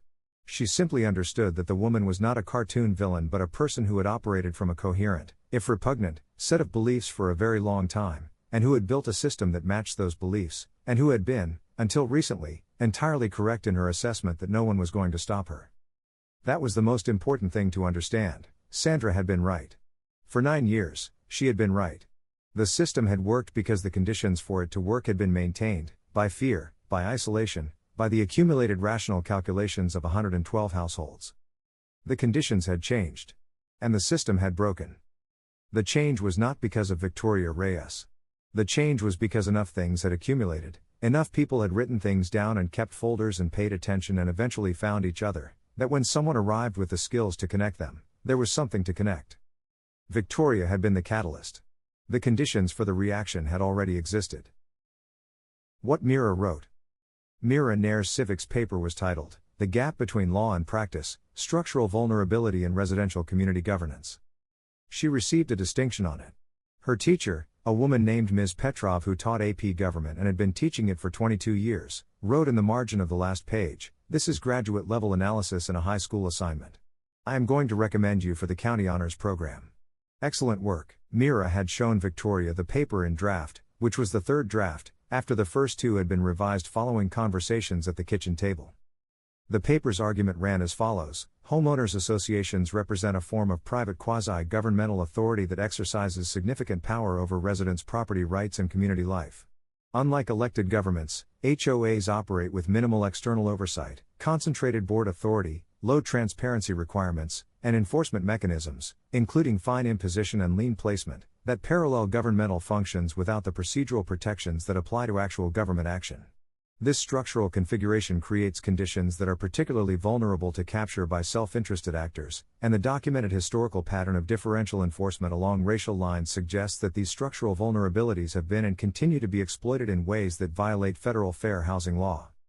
The paper proposed 5 structural reforms: mandatory competitive bidding for all contracts above a threshold, annual independent audits as a condition of HOA registration, term limits for board members, a mandatory plain language rights summary distributed to all residents at move-in, and a low-cost dispute resolution mechanism that did not require residents to retain private legal counsel. Victoria had read the draft and suggested 2 additions: a section on the information asymmetry problem, the structural advantage held by whoever controlled the documentation and its presentation, and a note about the disparate impact legal standard and its applicability to HOA enforcement patterns. Mira had incorporated both. She had also, in a footnote, written, "The author wishes to acknowledge Victoria Reyes, whose experience in Sycamore Ridge, Westbrook County, Virginia, provided both the primary case study and the analytical framework for several of the observations in this paper." Victoria had read the footnote and said, "You don't need to cite me. You're a primary source," Mira said. "I'd cite anyone who gave me this much." "You developed the argument yourself," Victoria said. "You gave me the questions," Mira said. "That's more valuable." This was, Victoria thought, a very accurate description of how knowledge actually transfers between people, and she was glad Mira had understood it at 13. The season after. By the time the consent decree was signed, Victoria had lived at Sycamore Ridge for 26 months. She had received 14 violation notices in total. She had paid none of them. The HOA, under the new board's management, had formally vacated all outstanding notices against all households pending the audit review, which meant that the $1,847 she nominally owed had been wiped from the books along with approximately $47,000 in disputed fines that other residents had received and contested. She had, in 26 months, spent approximately 300 hours building, maintaining, and presenting the case, work she had done as a private citizen, without compensation, in the hours she had previously allocated to books and gardening and the deliberate cultivation of a quieter life. Carmen had asked her, once, whether this made her angry, that she had arrived planning to retire and had instead spent 2 years doing essentially the same work she had done for 23 years. "No," Victoria said. "Why not?" Victoria thought about this honestly. "Because the reason I was good at the work was never separate from the reason I cared about it. I didn't take cases for 23 years and then retire from caring what happened. I retired from the institutional context. The care doesn't retire." "That's a very principled answer," Carmen said. "Are you sure you're not also just, constitutionally incapable of leaving things alone?" Victoria considered this for a moment. "Both things can be true," she said. Carmen laughed. It was the specific laugh of someone who has been proven right about something and is trying not to be insufferable about it. Priya's report. The Oversight Committee's first annual report, distributed to all Sycamore Ridge households in December, 14 months after the new board was constituted, was a plain language document of 11 pages that Priya had spent 6 weeks drafting, revising, and simplifying until it was, as she described it to Victoria, something a person could read in the time it takes to drink a cup of coffee and fully understand what the HOA has done with their money this year. Victoria had read it in 8 minutes and found it excellent, clear, accurate, specific, with no omissions of unflattering information and no inflation of favorable information. The report showed, annual dues revenue of $312,000, operating expenses of $218,000, down from $397,000, under the previous board, due to the renegotiated vendor contracts, a reserve fund of $41,000, previously non-existent, and no outstanding legal actions. The report also included a section titled What Changed and Why, which described the audit findings in plain language and noted the establishment of the Oversight Committee and the new complaint process. And there was a section titled Your Rights as a Member, which was the 8-page plain language bylaws summary that had been proposed at the December meeting and completed over the winter. It was, Victoria thought, one of the most practically important documents the community had produced, more important, in the daily life of residents, than the verdict or the consent decree. It told people what they were actually allowed to do and what they were not, and it told them in language that did not require a law degree to parse. The section on fine appeals, explaining that any fine could be contested through a documented process with a response deadline and a neutral review board, was 1.5 pages long and contained, at the bottom, a sentence that Priya had added at the last revision. You have the right to know why you are being fined. If the explanation you receive does not cite a specific provision of the community guidelines, you have the right to request one. If no specific provision exists, the fine is not valid. It was, Victoria thought when she read it, the single sentence that would have prevented the most harm if it had been in the hands of residents 11 years ago. It was in their hands now. One last thing. On a Thursday morning in March, 2 months after the consent decree was finalized, Victoria drove to Reston to pick up a flat of Gertrude Jekyll rose starts. She had ordered them in January from a specialty nursery in North Carolina that grew David Austin varieties, and they had arrived at Margaret's house the previous week. Margaret had ordered them for her own spring planting and suggested a joint order to save on shipping. Victoria had not initially planned to grow roses. She had planned on vegetables and a few perennial herbs. But she had been thinking about Margaret's letter, and about the roses in the manila folder photograph, the before photograph of 34 Sycamore Ridge Lane, the ones that Margaret's husband had chosen from a magazine, and she had decided that she wanted to grow them. She picked up the flat from Margaret's new porch and they had coffee on the steps in the March chill and talked about the varieties. Gertrude Jekyll was a deep pink, fully double, with a strong fragrance, and about the specific soil conditions in Northern Virginia that would either suit them or require amendment. Do you know how to grow roses? Margaret asked. I know how to research growing roses, Victoria said. It's a related skill. Margaret smiled.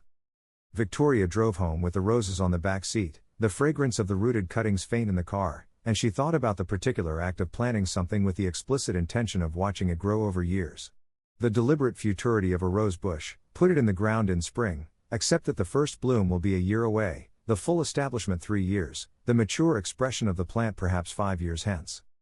She had lived her professional life in the rhythm of cases, which had their own timeline but were ultimately finite. They opened and built and climaxed and closed. A garden was different. A garden was ongoing. It was the work of years that accumulated rather than resolved. She thought this was probably right, as a practice for the next part of her life.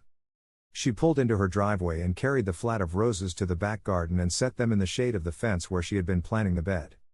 Sycamore Ridge Lane was quiet in the March morning. A car moved through. 2 children on the sidewalk, school backpacked, talking with the unself-conscious velocity of children for whom every morning's walk is new. Harold Briggs' house was dark. He had gone to California for the birth of his grandchild and would be back the following week. She got her shovel from the garage and knelt in the still cold soil and began to dig. The ground came up in the specific way of prepared ground, worked over the fall, amended through the winter, ready for what was asked of it. She turned it with the shovel and then with her hands, feeling the temperature and the texture, learning what she was working with. She had learned, over the past 2 years, that the work of a community is not so different from the work of a garden. You prepare the ground, you plant carefully, you water and tend and watch, and you accept that the growth is not yours to control, only to support. You also accept that some things will not grow, and some winters will be hard, and the most important work is not the dramatic season but the ordinary maintenance, the continued showing up, the continued attention, the refusal to let the ground return to what it was before you worked it. She planted the first rose. Then the second. Then the third. Outside on Sycamore Ridge Lane, the March morning went about its business, the children on their way to school, the neighbor 2 doors down taking in a delivery, a dog being walked in the deliberate morning manner of a dog who knows this is the best part of the day. Ordinary life, in an ordinary neighborhood, in an ordinary county in the middle of an ordinary country. Ordinary, and tended, and imperfectly, stubbornly, persistently good.